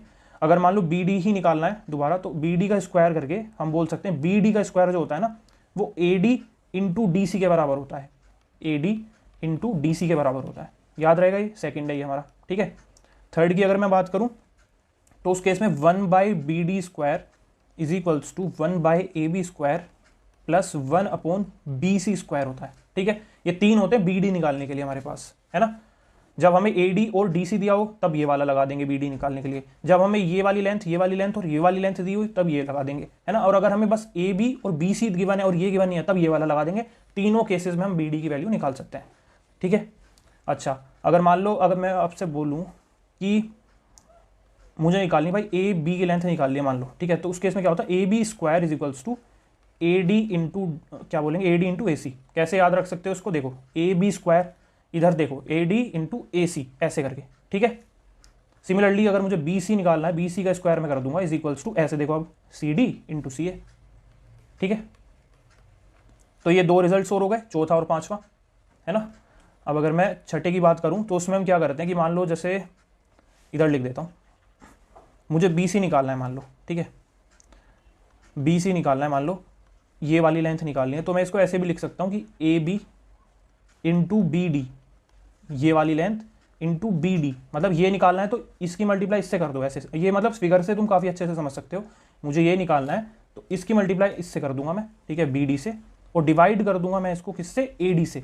मतलब अगर मुझे ये लेंथ निकालनी है तो देखो पूरे इस ट्राइंगल पे काम हो रहा है यहाँ पे, कि AB into BD upon AD, ऐसे इस तरह से देख सकते हो। उसमें अप्लाई करने की कोशिश करो, मान लो मुझे निकालना हो AB, तो मैं कैसे निकाल सकता हूँ, देखो इस पर काम करो, BC इंटू BD, है ना, BC into BD upon CD, ठीक है। ये वाली लेंथ निकालने के लिए मैंने पूरे इस ट्राइंगल पे काम किया, है ना, और ये वाली लेंथ निकालने के लिए मैंने पूरा इस ट्राइंगल पे काम किया, है ना। तो कितने रिजल्ट्स हो गए, 1 2 3 4 5 6 7। अच्छा, एक रिजल्ट और बचता है हमारा, वो रिजल्ट क्या है कि भाई हमारा जो AB अपॉन BC है ना, मतलब ये वाली और ये वाली लेंथ का जो रेशियो होता है ना, वो इक्वल्स टू होता है अंडर रूट ऑफ AD और CD के। मतलब फॉर एन एग्जांपल मान लो कि अगर मान लो यहाँ पे मैं लिख दूँ 9 और 16 लिख दूँ मैं यहाँ पे, तो जो इसका रेशियो होगा ना, वो रेशियो होगा भाई हमारा 3:4 का। बात आई समझ में? डायरेक्टली पूछ लेते हैं, ये दो साइड दे देंगे और इसका रेशियो पूछ लेंगे, तो तुम इसका बस अंडर रूट कर देना, इसका रेशियो निकल के आ जाएगा। तो ये हमारे पास 8 रिजल्ट्स होते हैं, काफ़ी इंपॉर्टेंट है, इनको ध्यान से मतलब कर लेना, कोई दिक्कत वाली बात नहीं यहाँ तक, है ना। चलो आगे चलते हैं फिर। मीडियंस के बारे में थोड़ी और जानकारी दे देता हूँ मैं तुम्हें, क्योंकि आ जाते हैं कभी कभी सवाल उससे, है ना। तो मान लो जैसे हमारे पास एक ट्राइंगल है, देखो थोड़ी बड़ी बेशक जाएगी वीडियो लेकिन फ्रूटफुल रहेगी, है ना। साथ में रिवाइज कर लोगे मैथ्स को यार, देखो एक दिन में 2-3 घंटे तो दे ही सकते हो तुम, 2-3 घंटे तो खैर नहीं खींचेगी ये, लेकिन जितनी भी जाएगी वीडियो देख पूरी लेना और मतलब कर लेना साथ साथ में, ठीक है। मान लो ये ABC हमारे पास ट्राइंगल है, ठीक है, और अगर मैं इसमें मीडियन डालूँ ये वाली इस तरह से ऐसे, और एक मीडियन है मैं ऐसे डाल दूँ, है ना, और मान लो ये यहाँ पे 90 डिग्री पे कट कर रही है, बात आ रही समझ में तुम्हें, ये परपेंडिकुलरली इंटरसेक्ट कर रही है तीनों, ठीक है, मीडियंस हैं ये, तो ये साइड्स बराबर होंगी ऑब्वियसली, है ना। यहाँ से भी डाल दूंगा मैं तो वो भी कर जाएगी। तो इस केस में क्या होता है कि हमारे पास जो AB स्क्वायर होता है प्लस AC स्क्वायर, मतलब इस साइड का स्क्वायर इस साइड का स्क्वायर 5BC स्क्वायर के बराबर होता है। याद रहेगा ये, कोई दिक्कत वाली बात नहीं है इसमें, ठीक है। चलो आगे चलते हैं। अच्छा एक चीज़ और है, वो और बताना चाहूँ अगर मैं, मतलब आती तो नहीं है, चलो छोड़ो उसको, इतना इंपॉर्टेंट नहीं है अभी वो, आगे चलते हैं। इसको हटाते हैं। एक डायरेक्ट क्वेश्चन देखने के लिए आजकल मिल रहा है CHSL में या फिर वो CGL में भी, वो क्या है कि भाई मान लो ये ट्राइंगल है हमारे पास, है ना, और इसके अंदर अगर मैं यहाँ पे एक बिंदु मारी मैंने, ठीक है, एक यहाँ बिंदु लगाई और एक यहाँ बिंदु लगाई, और यहाँ से मैंने ना एक ट्राइंगल ऐसे बना दिया भाई साहब, बात आई समझ में। ये इक्विलेटरल ट्राइंगल है, ध्यान रखना, और ये साइड्स इनको इक्वल में डिवाइड कर रही है, मतलब ये बिंदु है जो मैं लगा रहा हूँ, यहाँ पे भी इक्वल है, यहाँ पे भी इक्वल है, ठीक है, ये इक्विलेटरल ट्राइंगल है ना। तो इस केस में भाई साहब क्या होता है ना कि इसका मान लो पूरे का एरिया 4 है, पूरे का एरिया 4 है, तो ये एक एक में डिवाइड हो जाता भाई, ठीक है, कि मान लो जैसे यहाँ पे ABCDEF, वो आपसे पूछेंगे, कैसे भी पूछ सकते हैं, देखो अब यहाँ पे वो, ठीक है, वो पूछेंगे बताओ भाई FEC का एरिया क्या होगा, तो ABC का 1/4 हो जाएगा, 1/4 हो जाएगा, बस ये ध्यान रखना 1/4 हो जाएगा, ठीक है, याद रहेगी ये चीज़। चलो तो आगे चलते हैं, इसको हटाता हूँ मैं। हाँ चलो अब तुम्हें मैं बताता हूँ भाई कुछ चीज़ें बढ़िया इंपॉर्टेंट वाली ट्राइंगल्स की बता देता हूँ, है ना। चलो शुरू करते हैं। मान लो एक ट्राइंगल है यहाँ पे, स्केलन ट्राइंगल, एक जनरल ट्राइंगल मैं बताता हूँ, तीनों कवर करता हूँ, जो स्केलन भी कवर कर दूंगा, उसके बाद इक्विलेटरल भी कवर कर दूंगा, और उसमें वो वाला भी कवर कर दूंगा, कौन सा, अपना आइसोस्केलस और जितने भी वो हैं, ठीक है।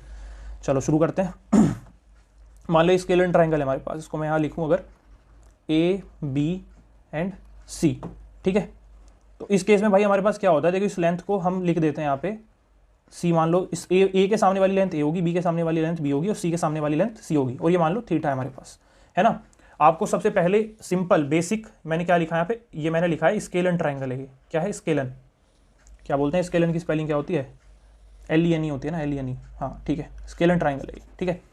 अब इसका देखो पेरीमीटर तुम कैसे निकालोगे, पेरीमीटर कैसे निकलता है, A + B + C, कोई दिक्कत नहीं है पेरीमीटर, और अगर मुझे सेमी पेरीमीटर निकालना हो तो इसका हाफ कर दो, पेरीमीटर बाई 2 कर दो, सिंपल, है ना। अगर मुझे एरिया निकालना हो किसी भी जनरल ट्राइंगल का, तो मैं एरिया कैसे निकालता हूँ, हीरोन्स फॉर्मूला से, कैसे, semi perimeter minus A, semi perimeter minus B, semi perimeter minus C, under root कर दो मल्टीप्लाई करके, बस ये है एरिया निकालने का डायरेक्ट फॉर्मूला, ठीक है।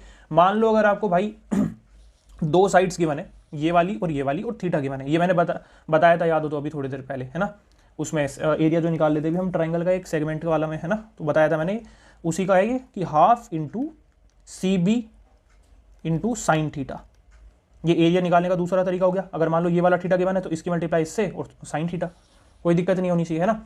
अगर मैं इन रेडियस की बात करूं, इन रेडियस पता है ना किसको कहते हैं, कोई दिक्कत नहीं है उसमें भी। इन रेडियस की अगर मैं बात करूं, R से डिनोट कर देते हैं उसको हम, उसका फॉर्मूला होता है हमारे पास एरिया अपॉन सेमी पेरीमीटर। ये एरिया हमने ऐसे निकाल दिया किसी भी एंगल फॉर्मूला से, और अपॉन में क्या कर देंगे, सेमी पेरीमीटर कर देंगे, डन। अच्छा इसमें सरकम रेडियस कैसे निकलेगी, सरकम रेडियस निकलती है भाई ABC upon 4 into area, 4 into area. Scalene के बारे में पूरी इन्फॉर्मेशन दे रहा हूँ, देख लो मैं यहाँ पे, ठीक है, ABC अपॉन 4 इंटू एरिया, कोई दिक्कत नहीं है। या फिर आप इसको ऐसे बोल सकते हो A अपॉन 2 साइन A, कि मान लो अगर ये गिवन है ये वाली, तो A/2 sin A। बात आई समझ में? इस तरह से भी इसको हम निकाल सकते हैं। डन। अच्छा एक चीज़ और ध्यान रखना कि जो साइड्स का रेशियो होता है ना, डायरेक्टली पूछ लेते हैं, साइड्स का रेशियो देके हाइट का रेशियो पूछ लेंगे तो वो इन्वर्स हो जाता है और कुछ नहीं है, बस ये ध्यान रखना 1/h3। ये सारी चीज़ें आपको आई होप क्लियर होंगी, ठीक है। मैंने बहुत अच्छे से मतलब कंसाइज में समझा दिया इसके लिए। अब मैं आपको राइट एंगल ट्राइंगल के बारे में कुछ बातें बता देता हूँ भाई। मान लो ये हमारे पास राइट एंगल ट्राइंगल है एक, इसकी लेंथ p, इसकी h, इसकी b। तो इस केस में जो हमारे पास एरिया निकल के आएगा वो half into base into height निकल के आएगा, मतलब base into perpendicular b into P, ठीक है। लेकिन इन रेडियस जो इस केस में होती है वो होती है हमारे पास p plus B minus H divided by 2। बात आ गई समझ में? p plus B minus H divided by 2। Circumradius जो इस केस में होती है वो होती है हमारे पास h/2, ठीक है। सरकम रेडियस h/2, इसमें ये वाला ऊपर वाले याद है ना, एरिया अपॉन सेमी पेरीमीटर, और जो दूसरा वाला कराया था मैंने, कौन सा कराया था? ABC/4 इंटू एरिया, ठीक है। अच्छा इसमें एक चीज़, पेरीमीटर तो पता ही होगा ना, p प्लस बी, मतलब डायरेक्ट PID करना है, p plus B plus H, कोई दिक्कत नहीं है इसमें तो, ठीक है। और मैं वो वाले सारे केसेस बता चुका हूँ जिसमें परपेंडिकुलर यहाँ डलती है, और सारे केसेस मैंने बताई रखे हैं यहाँ पे इससे पहले, मतलब जो करवाई थी, ठीक है। अच्छा आइसोस्केलस में देखो, तुम्हें अलग से कुछ ऐसा सच याद करने की मतलब ज़रूरत नहीं है, वो नॉर्मल उससे हो जाता है, क्योंकि एक चीज़ याद रखना हमेशा कि आइसोलेस, पहले चलो तुम्हें इक्विलेटरल बताता हूँ, फिर आइसोलेशन, क्या बोल रहा हूँ, आइसोस्केलस ट्राइंगल, ठीक है। इक्विलेटरल है ये, ABC, सारी साइड्स इक्वल होती हैं इक्विलेटरल ट्राइंगल की। स्केलन कर लिया है, राइट एंगल कर लिया है, अब हम कर रहे हैं इक्विलेटरल ट्राइंगल, ठीक है। इसकी मैंने हाइट डाली यहाँ पे, ये हमारी हाइट h हो गई। इसमें ध्यान रखने वाली बात क्या है, वो ये है कि ये लाइन हमारी परपेंडिकुलर भी होती है, मीडियन भी होती है, एंगल बाइसेक्टर भी होती है, मतलब सब कुछ होती है, ये ध्यान रखना इस बात का, ठीक है। कोई दिक्कत नहीं होनी चाहिए। पेरीमीटर क्या होगा? 3a हो जाएगा, है ना। और एरिया क्या होता है? सबसे इंपॉर्टेंट है भाई, बहुत बार आता है, √3/4a²। साइड क्या मतलब वो क्या होती है? हाइट क्या होती है? हाइट होती है √3/2a। ये दोनों चीज़ें याद रखना ध्यान से, है ना। अच्छा इसमें इन रेडियस क्या होगी भाई साहब? a/2√3 होती है इसमें। बात आ गई समझ में? इन रेडियस। और सरकम रेडियस की अगर मैं बात करूँ वो क्या होगा? सरकम रेडियस हो जाएगी a/√3। अच्छा क्लियर है। अच्छा एक चीज़ मैं अगर आपको बताऊं यहाँ एक्स्ट्रा, वैसे ज़रूरत नहीं है बट बता देता हूँ। जैसे मैंने बोला ना कि लाइन सब कुछ होगी, तो यहाँ पे मान लो सेंट्रोइड है, तो ये 2:1 में डिवाइड करेगी, तो मेरे भाई ये ही इन रेडियस होती है, ये वाली 1 यूनिट, और 2 यूनिट हमारी सरकम रेडियस होती है। ध्यान रखना इस बात को, ठीक है। तो अगर मैं 3 यूनिट की वैल्यू आपसे बोलूँ वो क्या होगी हमारे पास? 3 यूनिट की वैल्यू हमारे पास यही तो है, हाइट, √3/2 इंटू a जो भी हमें गिवन है। तो अब मतलब इसको अलग से याद करने की जरूरत नहीं है, इन दोनों को मैं ये बता रहा हूँ, ठीक है। इन दोनों के फॉर्मूला अगर आपको याद नहीं करनी है, अब ये इतना ध्यान रख लो कि ये मीडियन भी होगी ना लाइन, तो 2:1 में डिवाइड करेगी, तो हाइट यहाँ पे √3/2a है हमारे पास, तो जो कि 3 यूनिट की वैल्यू है। अगर हमसे वो इन रेडियस पूछेगा तो 1 यूनिट की वैल्यू निकाल देंगे, अगर 2 मतलब उसकी पूछेगा, सरकम रेडियस की लेंथ पूछेगा तो 2 यूनिट की वैल्यू निकाल देंगे, बात खत्म। अच्छा यहाँ पे वो कुछ भी पूछ सकता है आपसे, देखो कितना अच्छा क्वेश्चन बनेगा। मान लो उसने इन रेडियस दे दिया आपको यहाँ पे, तो यानी कि उसने 1 यूनिट की वैल्यू दी हुई है, और आपसे वो हाइट पूछ ले तो आप 3 यूनिट की वैल्यू फटाफट निकाल देना, ठीक है। वो आपसे सरकम रेडियस देके हाइट पूछ सकता है ना, हाइट देके सरकम रेडियस पूछ सकता है, कुछ भी कर सकते हैं वो। तो यार रेशियो में खेलना है, यूनिट्स में खेलना, और कुछ नहीं है, ठीक है। ये फायदा होता है इक्विलेटरल ट्रायंगल में। और सेम चीज आइसोस्केलस वाले में भी एप्लीकेबल है, ठीक है। उसमें भी ये लाइन सब कुछ होती है। अच्छा इसमें एक चीज ध्यान रखना कि मान लो ये इक्विलेटरल ट्रायंगल ये ABC, ठीक है। यहाँ से अगर मैं एक पॉइंट से यहाँ परपेंडिकुलर 3 डाल दूँ, परपेंडिकुलर ये वाला और ये वाला, तो जो मेन हाइट होती है ना इसकी, वो इन तीनों के हाइट के बराबर होती है, ठीक है। ये perpendicular 1 plus perpendicular 2 plus perpendicular 3, इन तीनों की जो लेंथ होगी उसके बराबर होगी मेन हाइट की लेंथ, ये ध्यान रखना बस। तो इक्विलेटरल भी मैंने भाई पूरा करवा दिया यहाँ पे, ठीक है, कोई दिक्कत नहीं। चलो आगे चलते हैं। आइसोस्केलस की बात कर रहा था ना मैं क्यों कह रहा था इसको अलग से नहीं रट रहा, इसलिए बोल रहा था क्योंकि ये सब कुछ होती है लाइन। आपको ये लेंथ दे देगा, ये दे देगा, ये दोनों तो देखो इक्वल होंगी, ये मान लो ये 2b है, ठीक है, तो ये बी में बढ़ जाएगी, क्यों? क्योंकि भाई ये मीडियन भी होगी, ये एंगल बाइसेक्टर भी होगी, सब कुछ होगी ये लाइन, ठीक है, कोई दिक्कत नहीं है। मतलब पेरीमीटर कैसे निकलेगा? 2a प्लस b हो जाएगा, ठीक है। मतलब इस केस में तो चलो इसको b मान लो यार, b/2 हो जाएगा, b/2 हो जाएगा, ठीक है। तो 2a प्लस b हो गया, कोई दिक्कत नहीं है। तो इसमें तुम्हें हाइट मतलब इसका अलग से निकालने का, एरिया निकालने की कोई जरूरत नहीं है सच, इससे पाइथागोरस से निकल जाएगा ना, ये गिवन है, ये गिवन है, ये निकाल दो, बात खत्म है। इसके स्क्वायर में से इसके स्क्वायर माइनस कर दो, अंडर रूट ले लो, बात खत्म, ठीक है। अगर एक चीज ध्यान रखना बस इसमें, h²/4 अगर तुम्हें हाइट गिवन है और तुमसे एरिया पूछ रखा है ना, तो इस तरह से निकाल सकते हो। नहीं इसमें नहीं होता वो, सॉरी इसमें नहीं होता भाई, वो इसको रफ करो। ये वाला आइसोस्केलस ट्रायंगल में नहीं, राइट एंगल आइसोस्केलस ट्रायंगल में होता है, ये बात ध्यान रखना, ठीक है। राइट एंगल आइसोस्केलेस ट्राइंगल जिसमें ये लेंथ और ये वाली हाइपोटेनियस है अपने पास। तो इस केस में अगर हमें हाइपोटेनियस गिवन है ना, तो ये वाला फॉर्मूला लगा देते हैं हम कि hypotenuse divided by square divided by 4। इस केस में इसका एरिया ऐसे निकल जाता है। ये काफी डायरेक्ट क्वेश्चन है, पूछा जाता है इसलिए बता दिया मैंने ये, ठीक है। एरिया इसमें कैसे निकालेंगे, एरिया कुछ नहीं है भाई, half into base into height. आपने ये 2 गिवन है, यहाँ से हाइट निकाल दी, उसके बाद बेस से मल्टीप्लाई कर देना, half into base into height करिए, बस बात खत्म। कुछ याद ही नहीं करना इसमें अलग से एक्स्ट्रा, सिर्फ ये ध्यान रखना, ये जो मैंने बता दिया आइसोस्केलेस राइट एंगल ट्राइंगल के लिए मैंने ये चीज बताई है, ठीक है। चलो आगे चलते हैं।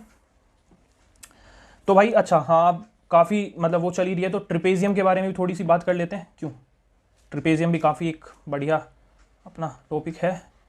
मान लो मैंने ये बना दिया यहाँ ट्रिपेजियम, कोई दिक्कत नहीं है, मैंने ट्रिपेजियम बना दिया यहाँ पे, ठीक है। यहाँ लाइन खींच दी, ये दोनों इक्वल है, मान लो ये इक्वल इसके है, ये ए है ये बी है। तो इस केस में जो ये लाइन जो इनको इक्वली रेशियो में डिवाइड कर रही है ना, इस लाइन की लेंथ पूछ लेता है वो काफ़ी बार। तो उसको कैसे निकालते हैं, ए प्लस बी डिवाइडेड बाई 2, बात खत्म, कोई दिक्कत। और काफ़ी बार क्या करता है कि मान लो ट्रिपेजियम है भाई, है ना भैया, ट्रिपेजियम हमें ये बना दिया आपने। इस केस में मान लो यहाँ पे ये इसकी डायगोनल है, ये इसकी डायगोनल है, और ये डायगोनल मतलब ये मान लो अगर मैं यहाँ पे एक लाइन खींचूँ ना, ये डायगोनल मतलब ये पॉइंट वो हैं जो इनको मतलब वो कर रहे हैं, क्या कहते हैं, इंटरसेक्ट कर रहे हैं, ठीक है। तो इनको अगर मैं मिला दूँ यहाँ पे, तो इस लेंथ, इस वाली की क्या लेंथ हो जाएगी, a minus B divided by 2। I hope this is clear, ठीक है। इस केस में जब ये डायरेक्ट ऐसा आ रहा है जहाँ मतलब ये डायगोनल्स मैच कर रहे हैं और इनके ये मिला दिए हमने, ठीक है। इनको मिड पॉइंट्स बोल सकते हैं ना, डायगोनल्स का मिड पॉइंट है ये एक तरीके से, डायगोनल्स के मिड पॉइंट्स को हमने मिला दिया, ठीक है। तो ये वाला हमारे पास निकल के आ जाएगा इसकी लेंथ। ये ए और बी हैं क्या भाई, ये वाले, ये मान लो ए है और ये मान लो बी है, ठीक है। बड़ी में से छोटी माइनस करेंगे ना, तो ये वाला रिजल्ट हमारे पास आ जाता है इस केस में। आई होप दिस इज क्लियर। अच्छा, ट्रिपेजियम का एरिया भी बता देता हूँ मैं। ट्रिपेजियम का एरिया कैसे निकलता है भाई, हाफ इंटू हाइट, ठीक है, मतलब पैरेलल डिस्टेंस जो भी होता है ना, और साइड जो ऊपर वाली और नीचे वाली है ना, तो साइड 1 प्लस साइड 2। ये ध्यान रखना, यही इसमें डायरेक्ट फॉर्मूला होता है किसमें, एरिया ऑफ ट्रिपेजियम का। सिंपल फॉर्मूला, डायरेक्टली याद रखेंगे, कोई दिक्कत नहीं है ना। अब थोड़ी रोम्बस की बात कर ली जाए भाई साहब। अच्छा, रोम्बस मान लो भाई साहब क्या होता है रोम्बस, रोम्बस होता है कि स्क्वायर को मैं थोड़ा सा टेढ़ा कर दूँ ऐसे, समझ में आ रही है, इस तरह से मैंने स्क्वायर को थोड़ा टेढ़ा सा कर दिया। ए है, ये ए है, ये भी ए है और ये भी ए है, ठीक है। इसकी डायगोनल्स है हमारे पास ये हमारे पास डायगोनल्स हो गई भाई साहब जी। ये डायगोनल 1 है मान लो, ये डायगोनल मान लो 2 है, ठीक है। ये 90 डिग्री पे इंटरसेक्ट करती हैं, इस बात को हमेशा ध्यान रखना। ये इसकी मान लो हाइट हो गई h, ठीक है, ओके। इसको मान लेते हैं यहाँ थीटा। अब मैं तुम्हें बताता हूँ एरिया निकालने के इसके फॉर्मूलाज। सबसे पहला half into d1 into d2, सबसे ज़्यादा फेमस फॉर्मूला ये रोम्बस का। ये फिगर कौन सी है, ये फिगर से हमारे पास रोम्बस, ठीक है। एरिया हमारे पास ये हो गया। अच्छा ठीक है, अगर मैं इसके एरिया के दूसरे फॉर्मूले की बात करूँ वो क्या होगा, ए स्क्वायर साइन थीटा। क्यों होगा, मैंने अभी भाई तुम्हें बताया था ना कि अगर बीच में थीटा गिवन हो, कोई भी, देखो यहाँ ट्राइंगल दिख रहा है ना तुम्हें, इस ट्राइंगल का एरिया निकाल दो बस। कैसे निकालोगे, हाफ इंटू भैया जी ये दोनों साइड की मल्टीप्लाई कर देंगे तो ए स्क्वायर, और इंटू साइन थीटा। लेकिन मेरे भाई एक चीज़ ध्यान रखो, ये एक ट्राइंगल है ना, और ये दूसरा ट्राइंगल भी तो है, तो इंटू 2 कर देंगे, ये 2 से 2 कट जाएगा, इसलिए ये वाला फॉर्मूला आया यहाँ पे एरिया निकालने का, दूसरा फॉर्मूला, ठीक है।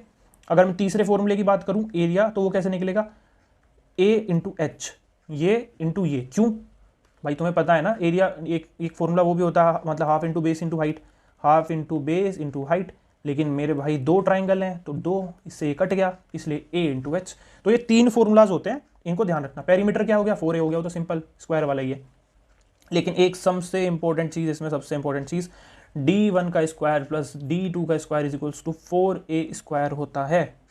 This is clear, I hope this is clear. अच्छा एक चीज़ और कि मान लो, चलो उसको छोड़ो, वो इतनी इंपॉर्टेंट नहीं है, यहाँ पे सिर्फ इंपॉर्टेंट चीज़ें कवर करेंगे। अब पैरेललोग्राम की बात कर लेते हैं, जो ट्राइंगल का भैया है, रेक्टेंगल का, सॉरी क्या ट्राइंगल बोल रहा हूँ, ये है मान लो, ये पैरेललोग्राम बन गया हमारे पास। ये मान लो भाई साहब जी इसकी हाइट है ये, ठीक है, ये इसके पैरेलल होती है, ये वाली लाइन ये इसके पैरेलल होती है। ये मान लो b है, ये मान लो a है, ये मान लो ये भी a हो गया, इक्वल होंगे ना ये मान लो b हो गया भैया। अब इसमें क्या करना है, इसकी जो डायगोनल्स होती हैं वो इक्वल नहीं होती, इस बात का ध्यान रखना, ठीक है। Diagonals are not equal. Area की अगर मैं बात करूं तो half into A into H होगा, वो हमारे पास a इंटू एच, सिंपल, कोई दिक्कत वाली बात नहीं है। एक सेकेंड, वो तो एक उसका निकलेगा ना भाई साहब। ये मान लो यहाँ पे मैं इसको लगाता हूँ ऐसे करके, ठीक है, और यहाँ पे भी ऐसे कर देता हूँ इस तरीके से, दिखा तुम्हें? तो इंटू 2 भी लगाएंगे ना भाई साहब जी, नहीं लगाएंगे बताओ? अभी तो ऊपर बताया मैंने, तो ये वाला हो गया, कोई दिक्कत नहीं है इसमें भी। तो इस केस में जो ये वाले हमारे पास आता है निकल के, ये वाली इसको ये कट जाएगा यहाँ से, तो एरिया क्या आएगा हमारे पास पैरेललोग्राम का? ए इंटू एच, बस बात खत्म, बेस इंटू हाइट। ठीक है। अच्छा, इसमें एक चीज़ मैं देख रहा था, वही दिमाग लगा रहा था मैं उसमें, काफ़ी इंपॉर्टेंट रिजल्ट है यार। क्या करते हैं उसमें, हाँ याद आया, देखो जैसे मैंने अभी पीछे बताया था ना, D1 का स्क्वायर प्लस D2 का स्क्वायर करते हैं हम, इस केस में वो 4a स्क्वायर की जगह 2a square plus b square हो जाएगा। बात आ गई समझ में? इसको थोड़ा उससे रिलेट कर सकते हो, जैसे स्क्वायर में 4a स्क्वायर चलता है, उसमें इसमें 2a प्लस बी रेक्टेंगल में ऐसे कुछ चलता है ना, तो इसको ध्यान रख सकते हो। ये बहुत इंपॉर्टेंट है, इससे एक बार क्वेश्चन आया था मॉक में, काफ़ी कम बच्चे कर पाए थे मतलब। ठीक है, तो इसको थोड़ा ध्यान रखना। तो इसमें इतना ही ध्यान रखने वाली बात है, और तो कुछ इसमें है नहीं। ठीक है, इसको रब करते हैं। अच्छा, स्क्वायर रेक्टेंगल की बात बता देता हूँ मैं जल्दी जल्दी। स्क्वायर हमारे पास ये होता है, ये इसकी हमारे पास डायगोनल होती है, साइड्स इक्वल होती हैं, कोई दिक्कत नहीं है। डायगोनल कैसे निकलती है स्क्वायर की? एरिया बता देता हूँ पहले। ए स्क्वायर पेरीमीटर 4a, जल्दी जल्दी, इसमें कोई टाइम नहीं लगाऊंगा मैं। डायगोनल की क्या होगी? √2a, और एरिया क्या निकलेगा? डी स्क्वायर बाई 2, ध्यान रखना, दूसरा एरिया का फॉर्मूला, डायगोनल दी हो तब का फॉर्मूला ये। ठीक है। अगर मैं रेक्टेंगल की बात करूँ मेरे भाई, तो ये लेंथ हो गई हमारे पास, ये लेंथ हो गई, मतलब सॉरी ब्रेथ। ठीक है, ये रेक्टेंगल है, ये ब्रेथ है, ये लेंथ। इसका एरिया कैसे निकलता है? Length into breadth, diagonal under root L square plus B square. ठीक है, एरिया डायगोनल। अच्छा, इस केस में वो पेरीमीटर क्या होगा हमारे पास? 2L plus B. ठीक है, समी कर दो सीधा, क्या दिक्कत है ना? अच्छा, इसमें डायगोनल्स इक्वल होते हैं, ध्यान रखना, इन दोनों में डायगोनल्स जो होते हैं हमारे इक्वल होते हैं। ठीक है, पैरेललोग्राम में नहीं होते इक्वल, ध्यान रखना इस बात का। ओके। अच्छा, सर्कल का मैं बता चुका हूँ सब, है ना? सेमी सर्कल का कुछ नहीं है, उसको कभी सोचो अलग से। सेमी सर्कल जैसे मान लो ये सेमी सर्कल है, सेमी सर्कल में जो हमारा मतलब वो निकल के आता है, क्या बोलते हैं, एरिया निकल के आता है, उसको डिवाइड बाय 2 कर देते हैं, pi r square divided by 2 कर देंगे इसको, बस सिंपल है ना। और सर्कमफेरेंस क्या होगी? 2 पाई आर है ना, उसकी होती है, तो ये खाली 2 से डिवाइड कर देंगे, तो ये पाई आर बचेगा। ठीक है, कोई दिक्कत नहीं है इसमें। लेकिन भाई एक चीज़ का हमेशा ध्यान रखना, सर्कमफेरेंस है ये, अगर तुमसे पेरीमीटर पूछ लिया तो इस केस में मेरे भाई 2r ऐड करना पड़ेगा। ये रेडियस है ना, इसमें 2r ऐड करना पड़ेगा अगर पेरीमीटर पूछ लेगा। बात आ गई समझ में? चलो आगे चलते हैं अब। इसको रफ कर देता हूँ। अच्छा, मुझे एक और चीज़ बतानी थी। मान लो जैसे हमारे पास एक ट्राइंगल है, मैंने मीडियन का तो तुम्हें बता दिया था ना कि उस पर सेंट्रोइड बनता है, एंगल बाइसेक्टर पे वो बनता है, क्या बोलते हैं उसको, इन सेंटर बनता है। तो एक चीज़ ध्यान रखना, ऑर्थो सेंटर किस चीज़ पे बनता है भाई? ऑर्थो सेंटर बनता है एल्टीट्यूड से। किससे? एल्टीट्यूड से, हाइट से। ये जो बनेगा ना, ये ऑर्थो सेंटर बनेगा। बात आ गई समझ में? एस से डिनोट नहीं, एस से नहीं, इसको डिनोट करेंगे हम किससे? एच से। ठीक है, एस से डिनोट करते हैं हम किसको? सर्कम सेंटर को। मैंने सर्कम सेंटर बताया था ना अभी ऊपर, वो थीटा 2 थीटा बन जाता है वैसे करके। तो अच्छा, उस केस में ध्यान रखना, सर्कम सेंटर में सर्कम सेंटर है, मान लो ये हमारे पास, बता देता हूँ मैं। सर्कम सेंटर बनता है परपेंडिकुलर बाइसेक्टर से, कि मान लो ये है, यहाँ से परपेंडिकुलर बाइसेक्टर डाल दी, यहाँ से डाल दी, ठीक, और यहाँ से डाल दी। तो ये इस केस में ये हमारे पास परपेंडिकुलर बाइसेक्टर, मतलब ये बाइसेक्ट भी करेगी और परपेंडिकुलर भी है। तो इस केस में हमारे पास ये क्या बनेगा? ये बनेगा हमारे पास सर्कम सेंटर। ये इससे एस से डिनोट करेंगे हम, circum centre, this is ortho centre. Circum centre में ध्यान रखना कि जो हमारे पास, मान लो इक्विलेटरल ट्राइंगल मैं बना दूं, ये लाइन ऐसे जा रही है, मान लो इस तरीके से, ऐसे नीचे की साइड में ये ऐसे जा रही है, तो ये जो एंगल बनता है ना, ये बनता है 2 थीटा, और ऊपर बनेगा थीटा। ध्यान रहेगी ये चीज़। ठीक है, अगर मैं इसमें बात करूं भाई ऑर्थो सेंटर वाले में, तो इसमें एक बात हमेशा ध्यान रखना कि यहाँ जो ये एंगल बनेगा इस जगह पे, अगर ये थीटा है तो ये 180 डिग्री माइनस थीटा होगा। ठीक है, 90 plus theta by 2, 90 minus theta by 2 in centre वाले में था, इस वाले में 180 माइनस थीटा, इस वाले में थीटा और 2 थीटा। किसमें? ऑर्थो सेंटर में। ये किसमें है? ये ऑर्थो सेंटर है, ये सर्कम सेंटर है, ध्यान रखना, कंफ्यूज नहीं होना। ऑर्थो सेंटर किसमें है? इसमें क्या होता है वो? एल्टीट्यूड से, ये परपेंडिकुलर बाइसेक्टर से, वो सेंट्रोइड मीडियन से, इन सेंटर एंगल उससे, एंगल मतलब जो बाइसेक्ट करती है। ठीक है, दिस इज क्लियर। चलो आगे चलते हैं। अच्छा, इसमें एक और चीज़ बता देता हूँ मैं, ऑर्थो सेंटर वाले में मान लो ए बी सी है, ठीक है, ये डी ई एफ मान लो, है ना। तो इस केस में क्या होता है हमारे पास कि जो हमारे पास मान लो ये एच पे कट कर रहे हैं ना, तो बी एच, ठीक है, और इंटू एच बी कर दूँ मैं, है ना। हाँ ठीक है, B H into H B कर दूँ, ये इक्वल होगी किसके? H F into H A, मतलब इन दोनों की प्रोडक्ट, इन दोनों का प्रोडक्ट और इन दोनों का प्रोडक्ट बराबर होता है। ठीक है, बस ये ध्यान रखना। सी एच इतना इंपॉर्टेंट नहीं, बस बता दिया मैंने। ठीक है, रफ करते हैं इसको। इसमें बस यही ध्यान देने वाली बात थी, ऑर्थो सेंटर और सर्कम सेंटर के बीच में डिफरेंस क्या होता है मेनली। ठीक है, ये क्लियर है। चलो आगे चलते हैं। अच्छा एक चीज़ और है भाई बहुत इंपॉर्टेंट, मीडियन की लेंथ कैसे निकाली जाती है सर, मीडियन की लेंथ कैसे निकाली जाती है वो और बता देता हूँ। ये दोनों इक्वल डिवाइड होंगी, कोई दिक्कत नहीं है।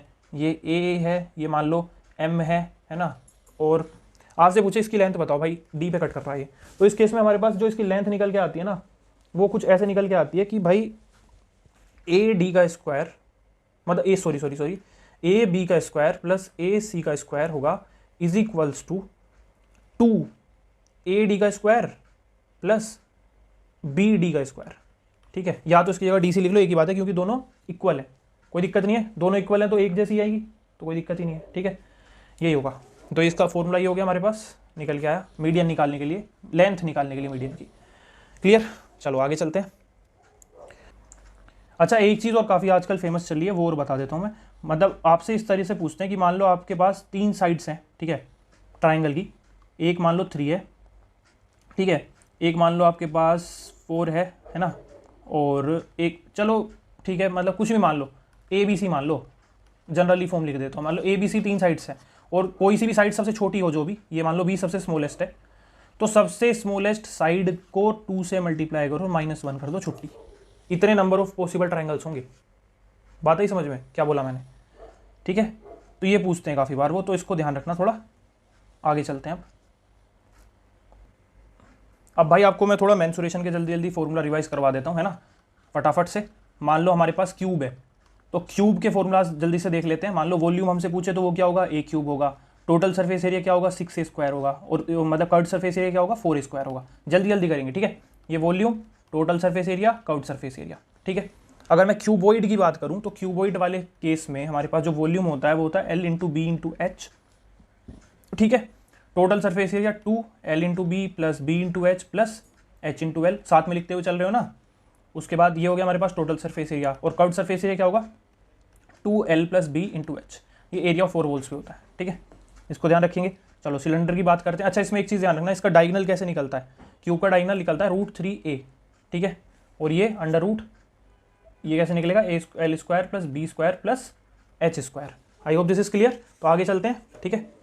अब मान लो आपसे पूछे भाई सिलेंडर की बात कर लेते हैं, चलो सिलेंडर के बारे में लिख देता हूँ यहाँ पे सिलेंडर, ठीक है, सिलेंडर की। अच्छा इसमें एक चीज़ मैं और बताना चाह रहा था कि मान लो आपको तो मतलब इसमें क्या बोलता है ना कि जो फेसेस होते हैं ना इसके क्यूबॉइड के, वो फेस के आपको एरिया गिवन, मतलब गिवन होते हैं, ठीक है। एक फेस का, 2 फेस का, 3 फेस के एरिया गिवन होते हैं, नीचे का, सामने का और साइड का, ठीक है। तो उस केस में जो वॉल्यूम निकल के आता है वो आता है area 1 into area 2 into area 3 और इसका अंडर रूट। ये ध्यान रखना, ये काफ़ी मतलब इतना लोग ध्यान नहीं देते बट ये आ जाता है कभी कभी, ठीक है। तो इस चीज़ को ध्यान रखेंगे। ये हमारे पास डायगोनल का फॉर्मूला हो गया इस तरह से अंडर रूट में।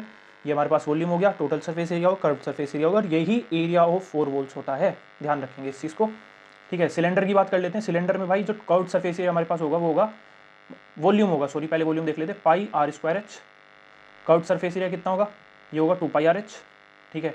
और टोटल सरफेस एरिया देखो 2 पाई आर आर प्लस एच। लेकिन इसको ना तुम ऐसे भी याद रख सकते हो, देखो 2 पाई कर्व्ड सरफेस एरिया तो है ही, उसमें साथ में इसमें हम क्या कर देंगे, इसमें सिर्फ हमें प्लस करना है क्या, 2 पाई आर स्क्वायर। बताए समझो क्या बोला मैंने, नीचे का और ऊपर का बेस एरिया ऐड कर देते हैं सिर्फ, तो वही हमारा टोटल सरफेस एरिया बन जाता है सिर्फ, और कुछ नहीं है ना। अगर मैं यहाँ पे इसको रफ कर दूँ, अगर मैं अब कोन की बात कर लेते भाई, तो कोन में क्या होता है हमारे पास, वॉल्यूम क्या होता है कोन का वॉल्यूम होगा 1/3 पाई आर स्क्वायर एच, ठीक है। अगर मैं इसके कर्व्ड सरफेस एरिया की बात करूँ तो पाई आर एल, एल क्या होती है, स्लैंट हाइट होती है, ये वाली हाइट होती है स्लैंट हाइट, ठीक है, ये स्लैंट हाइट ये वाली होती है, ठीक है। और टोटल सरफेस एरिया की बात करूँ तो देखो पाई आर एल में अगर मैं सीधा बस पाई आर स्क्वायर जोड़ दूँ नीचे का बेस एरिया, तो टोटल सरफेस एरिया जाएगा, इसी को लिख देते हैं हम पाई आर एल, मतलब पाई आर प्लस एल, ठीक है, ये आर स्क्वायर है, ध्यान रखेंगे, पाई आर प्लस एल। ये हो गया हमारे पास टोटल सरफेस एरिया। तो कौन की हमने बात कर ली। अब कौन के बाद भाई स्पेयर की बात कर लेते हैं, डायरेक्ट क्वेश्चन आएंगे इनसे फॉर्मूला से, कोई दिक्कत नहीं है। स्पेयर की बात कर लेते हैं। फिगर तो आई होप आपने देख रखी होंगी पहले से ही, है ना। इसका वॉल्यूम कितना होगा, वॉल्यूम होगा 4/3 pi r cube. C S A कितना होगा, सी एस ए होगा इसका 4 पाई आर स्क्वायर, और टी एस ए भी इसका 4 पाई आर स्क्वायर होता है, ध्यान रखना सेम होते हैं। हेमीस्फीयर की अगर मैं बात करूँ, हेमीस्फीयर की अगर मैं बात करूँ तो उसमें जो वॉल्यूम होता है वो 2/3 पाई आर क्यूब होता है, ठीक है। कर्व्ड सरफेस एरिया होता है 3 पाई आर स्क्वायर, और टोटल सरफेस एरिया होता है इसमें 4 पाई, और सॉरी ये 2 पाई आर स्क्वायर, ये 3 pi r square total surface area, ठीक है। ये ध्यान रखेंगे, कोई दिक्कत नहीं है इसमें भी। अच्छा, आजकल फ्रस्टम बड़ा पूछा जा रहा है भाई, वो और बता देता हूँ फ्रस्टम, फिर प्रिज्म पिरामिड भी देख लेंगे जल्दी से। फ्रस्टम की अगर मैं बात करूँ तो फ्रस्टम भाई कुछ इस तरह से चलता है। वॉल्यूम फ्रस्टम का होता है 1/3, ठीक है, और पाई इंटू एच, जो नीचे वाली बड़ी रेडियस होती है उसका स्क्वायर प्लस छोटी रेडियस का square plus are into R, ये होता है इसका वॉल्यूम। अगर मैं इसके उसकी बात करूँ, कर्व्ड सरफेस एरिया की बात करूँ अगर मैं इसकी फ्रस्टम के, तो सी एस से क्या होगा इसका, वो होगा pi r plus are into l, ये बड़ी रेडियस है छोटी रेडियस, ठीक है। टी एस की बात करूँ टोटल सरफेस एरिया की, तो वो क्या होगा हमारे पास, वो हो जाएगा भाई पाई, ठीक है, मतलब इसमें ये जो है ये ना हमारे पास, इसको ले लो पहले बस, pi r plus are into l, और इसमें तुम जोड़ दो नीचे का पाई आर स्क्वायर और ऊपर का pi r square, total surface area हो गया, ठीक है। इसमें जोड़ना है सिर्फ, ये रटने की जरूरत ही नहीं है फिर। तो ये हो गया हमारे पास। चलो अब मैं तुम्हें बता देता हूँ भाई जल्दी से प्रिज्म पिरामिड का किस्सा। प्रिज्म का जो वॉल्यूम होता है वो होता है बेस एरिया इंटू हाइट, सीधा सीधा देंगे, निकालना है सिर्फ। इसका जो वो होता है क्या बोलते हैं, कर्व्ड सरफेस एरिया जो होता है वो होता है हमारे पास बेस पेरीमीटर इंटू हाइट, और टोटल सरफेस एरिया क्या होगा, प्रिज्म की बात कर रहे हैं हम, प्रिज्म, ये इसका क्या है, ये इसका है भाई वॉल्यूम, यहाँ पे ये वॉल्यूम है, ठीक है, प्रिज्म की बात कर रहे हैं। टोटल सरफेस एरिया क्या होगा, देखो इसको हम प्रिज्म को ट्रीट किसकी तरह करते हैं, सिलेंडर की तरह ट्रीट करते हैं प्रिज्म को, बात आई समझो, पिरामिड को कोन की तरह। तो टोटल सरफेस एरिया में मतलब ये जो हमारा ये है ना curved surface area, C S A में हम प्लस कर देंगे 2 इंटू बेस एरिया, बात आई समझ में क्या बोला मैंने, उसमें भी ऐसी कर रहे थे ना, सेम इसमें भी ऐसी करना है। अगर मैं पिरामिड की बात करूँ, देखो मैं इसको तुम्हें उससे रिलेट करके बताता हूँ। अब देखो यहाँ पे बेस एरिया इंटू हाइट क्या है, उसमें भी तो ऐसे ही था वॉल्यूम, उसमें भी तो यही था, देखो क्या था उसमें 2 पाई आर इंटू, मतलब उसमें वॉल्यूम जो था हमारा यही तो था, बेस एरिया लिख रखा था पहले पाई आर स्क्वायर और इंटू एच, तो 2 पाई आर स्क्वायर एच, मतलब पाई आर स्क्वायर एच, यही तो वॉल्यूम था। बेस एरिया ये होता है हमारे पास, हाइट ये होती है, तो यही सिलेंडर का फॉर्मूला था, सिंपल बात है ना। बेस पेरीमीटर इंटू हाइट, यानी कि ये पेरीमीटर क्या होगा 2 पाई आर और इंटू एच, तो 2 पाई आर एच यही हमारा कर्व्ड सरफेस एरिया होता है सिलेंडर का। तो प्रिज्म उसकी तरह ही चलता है। पिरामिड की अगर मैं बात करूँ तो पिरामिड में जो हमारा वॉल्यूम होता है वो होता है हमारे पास 1/3, उसमें यही होता है ना, याद करो 1/3 पाई आर स्क्वायर एच, इसमें भी सेम होगा 1/3 बेस एरिया इंटू हाइट। अगर इसके मैं सी एस ए की बात करूँ तो वो क्या हो जाएगा 1/2 into base perimeter into slant height, ये ध्यान रखना स्लैंट हाइट, ठीक है। टी एस ए की बात करूँ सिंपल है, सी एस ए में बस एक बेस एरिया जोड़ना है, बेस एरिया, क्योंकि एक ही बेस एरिया होता है ना कोन जैसी शेप में, तो कोन की तरह ही तो ट्रीट करना है इसको, बात हो गई खत्म। एक सबसे इंपॉर्टेंट चीज़ मेरे दिमाग में क्लिक कर गई है, मैं वो बता दूंगा अब। ये तो हमारे पास 3 सर्कल होते हैं, ऐसे करके टच करते हैं इस तरह से, हमने इसके चारों तरफ स्ट्रिंग लगाई थी ना, अब यहाँ स्ट्रिंग नहीं लगानी, ये एरिया दिख रहा है ये वाला, ये कॉमन एरिया, इसको निकालते हैं। अब डायरेक्ट फॉर्मूला बता देता हूँ, R square √3 minus pi by 2, R क्या है हमारे पास, ये सब इक्वल रेडियस है, पहली बात ध्यान रखना, रेडियस इक्वल होगी तीनों की, तो ये आर होगी डायरेक्ट, मतलब यही ऑप्शन में इसी फॉर्म में दिया होता है कि मान लो रेडियस 5 है तो 25 √3 माइनस पाई बाई 2, बात खत्म, ये आंसर हो गया। इसको याद रखना, डायरेक्ट आ जाता है ये, ठीक है। ये मेंस में भी आया था पिछले साल। मेंसुरेशन हमारी यहाँ खत्म हो चुकी है ना, तो आगे अब देखते हैं, थोड़ा ट्रिग्नोमेट्री के फॉर्मूलाज देख लेते हैं। चलो तो जल्दी से ट्रिग्नोमेट्री के फॉर्मूलाज स्टार्ट करते हैं। देखो तुम्हें सिंपल चीज़ें तो बताऊंगी, साइन थीटा को क्या लिखते हैं P/H, और कोस थीटा को क्या लिखते हैं B/H, और टेन थीटा को क्या लिखते हैं P/B, और इनके अपोजिट कौन से होते हैं, साइन के अपोजिट क्या होगा, कोसेक होगा तो H/P हो जाएगा, इसके अपोजिट क्या होगा, सेक होगा तो H/B हो जाएगा, इसके अपोजिट कोट होगा तो वो B/P हो जाएगा। सबको पता है ये चीज़, कोई दिक्कत वाली बात नहीं है, ये सब बेसिक सबको पता है। ध्यान रखना, टेन थीटा क्या होता है, sine theta upon cos theta, cot theta क्या होता है, cos theta upon sine theta. कोई दिक्कत नहीं है सर। और टेबल भाई क्या नाम है, याद होगी वैसे तुम्हें, बट वैसे बता देता हूँ मैं। मान लो ये 0 डिग्री है, 30 डिग्री है, 45 डिग्री है, 60 डिग्री है, 90 डिग्री है, 3 बताऊंगा, उसके अपोजिट अपने आप लिख लेना। साइन थीटा क्या होता है हमारे पास, ये साइन है, ये कोस थीटा, जल्दी जल्दी करते हैं, ठीक है, ये टेन थीटा है ना। अगर मैं यहाँ पे बात करूँ तो साइन 0 कितना होगा, 0 से शुरू करेंगे, 0 1/2 1/1, एक सेकेंड, 1/2 1/√2 √3/2, और ये क्या होगा 1, यहाँ उल्टा चालू कर दो सिर्फ, इसमें और कुछ नहीं है, 1 √3/2 1/√2 सेम होता है, उसके बाद 1/2 ये, और उसके बाद यहाँ पे 0। टेन थीटा में क्या होगा, टेन थीटा में यहाँ पे 0 आएगा, 1/√3 आएगा, फिर 1 आएगा, फिर √3 आएगा। इनमें कंफ्यूज मत होना, इनमें होते हैं ज़्यादातर बच्चे, इसमें और इसमें। फिर 1/√3 पहले आता है, बस ये ध्यान रखना, ये इनफाइनाइट। अब इसके अपोजिट अपने आप लिख दोगे, है ना, साइन का अपोजिट क्या होता है, कोसेक, कोसेक 0 क्या होगा, इनफाइनाइट, और मतलब 30 क्या होगा, कोसेक 2, बस अपोजिट कर देना, ठीक है, ये भी डन हो गया। अब सिंपल सबसे basic property sine square theta plus cos square theta equals to 1, इसी से निकाल देंगे बाकी सारे की, sine square theta equals to क्या होगा 1 माइनस कोस स्क्वायर थीटा, इस तरीके से वो अपने आप देख लेना। एक प्रॉपर्टी क्या होती है 1 प्लस टेन स्क्वायर थीटा, साथ में लिखते चलना, ठीक है, क्विक रिविजन है एकदम। ये क्या होगा सेक स्क्वायर थीटा, तो ये हमारे पास क्या हो जाएगा, इसको अपने आप लिख लो, देखो 1 प्लस टेन स्क्वायर थीटा, ये लिख ही दिया हमने, इसको हटाओ एक second, 1 plus T square theta equals to sec square theta, और 1 minus sec square theta equals to, ये क्या हो जाएगा माइनस टेन स्क्वायर थीटा, मतलब कुछ भी बना सकते हैं इससे अपने आप, है ना, जैसे 1 is equals to sec square theta minus tan square theta equals to 1 हो जाएगा, इस तरह से, ठीक है।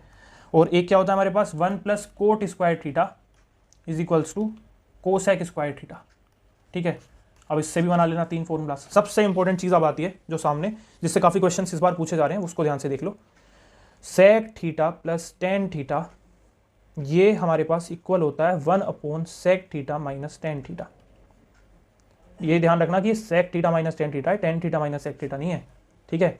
Similarly cosec theta plus cot theta equals to 1/कोसेक थीटा माइनस कोट थीटा, ठीक है। ये दोनों काफ़ी इंपॉर्टेंट है, ध्यान रखना, डायरेक्टली पूछ लेते हैं, इसकी वैल्यू देके इसकी वैल्यू पूछ लेंगे, बस रेसिप्रोकल करके वो कर देना है, ठीक है। अच्छा एक चीज़ ध्यान रखना कि साइन स्क्वायर प्लस कोस, मतलब साइन की पावर 4 प्लस कोस की पावर 4 क्या होता है 1 माइनस 2 साइन स्क्वायर कोस square theta, sign square theta cos square theta. अगर मैं आज साइन की पावर 6 कर दूँ, कोस की पावर 6 कर दूँ, तो उस केस में 1 माइनस 3 साइन स्क्वायर थीटा और कोस स्क्वायर थीटा, ठीक है। अगर मान लो मैं यहाँ पे साइन की पावर 4 और माइनस कोस की पावर 4 कर दूँ, तो इसमें सेम बस वो हो जाएगा माइनस कोस, इसमें ऐसा कुछ नहीं बनेगा, ऐसा बनेगा सिंपल। और अगर मैं यहाँ पे कोस की पावर 4 माइनस साइन की पावर 4 कर दूँ, तो उस केस में क्या बनेगा cos square minus sine square, बात खत्म, ठीक है, क्लियर। आगे चलूँ, कोई डाउट दिक्कत नहीं होनी चाहिए, ठीक है। आगे चलते हैं। अब देखो मैं ट्रिग्नोमेट्री में और इंपॉर्टेंट फॉर्मूलाज हैं वो और बता देता हूँ। मान लो जैसे साइन ए प्लस बी हमारे पास, साइन ए प्लस बी है, ठीक है, तो ये क्या होगा हमारे पास sine A into cos B plus cos A into sine B, ठीक है, sine B, sine A cos B cos A sine B, इस तरह से याद कर सकते हो। अगर मैं यहाँ पे लिखूँ साइन ए माइनस बी, तो इसको कैसे याद करोगे, ये कुछ नहीं है बस sign A cos B, sine A cos B और minus cos A sine B, बस यहाँ साइन चेंज हो गया और कुछ नहीं है, ठीक है, साइन ए कोस बी और को minus cos A sine B. अगर मान लो यहाँ लिखा है कोस ए प्लस बी, तो ये हमारे पास क्या होगा, ये होगा कोस ए कोस बी माइनस साइन ए साइन बी, ठीक है। कोस ए माइनस बी अगर मैं लिख दूँ यहाँ पे, तो वो क्या होगा, वो होगा हमारे पास कोस ए कोस बी और प्लस साइन ए साइन बी, साइन ए साइन बी, ठीक है, याद रहेंगे चारों। हटा देता हूँ। अगर मैं पूछूं भाई अब और कौन सा इंपॉर्टेंट है, हाँ ये कर लेते हैं सबसे इंपॉर्टेंट, साइन 2a के फॉर्मूलाज देख लेते हैं, बहुत इंपॉर्टेंट, 2 साइन ए कोस ए, ठीक है, 2 साइन ए कोस ए, और इसको ऐसे लिख लेते हैं 2 tan a 1/tan स्क्वायर ए। यहाँ से ही तुम्हें कन्फ्यूजन होगा क्रिएट, क्योंकि tan 2a का जो फॉर्मूला होता है वो होता है 2 tan a upon 1 minus tan square A. कैसे याद रख सकते हो, देखो ये साइन थीटा की वैल्यू है कहीं ना कहीं, तो ये p अपॉन एच होगा, तो h हमेशा बड़ा ही होगा, प्लस वाला ही तो आएगा, ये p अपॉन b है तो b माइनस वाला लिख देना, बात खत्म, ठीक है। ये साइन स्क्वायर नहीं साइन 2a, ठीक है, ये लिख लिया।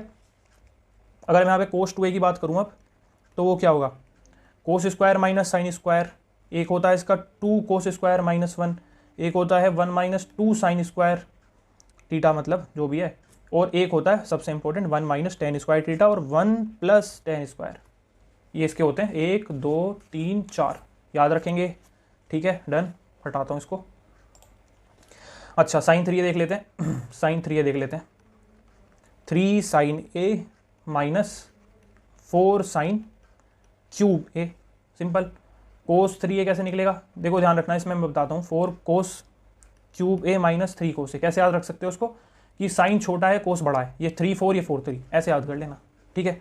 अगर मैं तुम्हें tan a प्लस बी बताऊँ, tan a प्लस बी, तो हमारे पास क्या होगा tan a plus tan b, बहुत इंपॉर्टेंट है भाई, एक एक फॉर्मूला जो लिख रहा हूँ याद करके जाना है, ठीक है। 1 minus tan a tan b।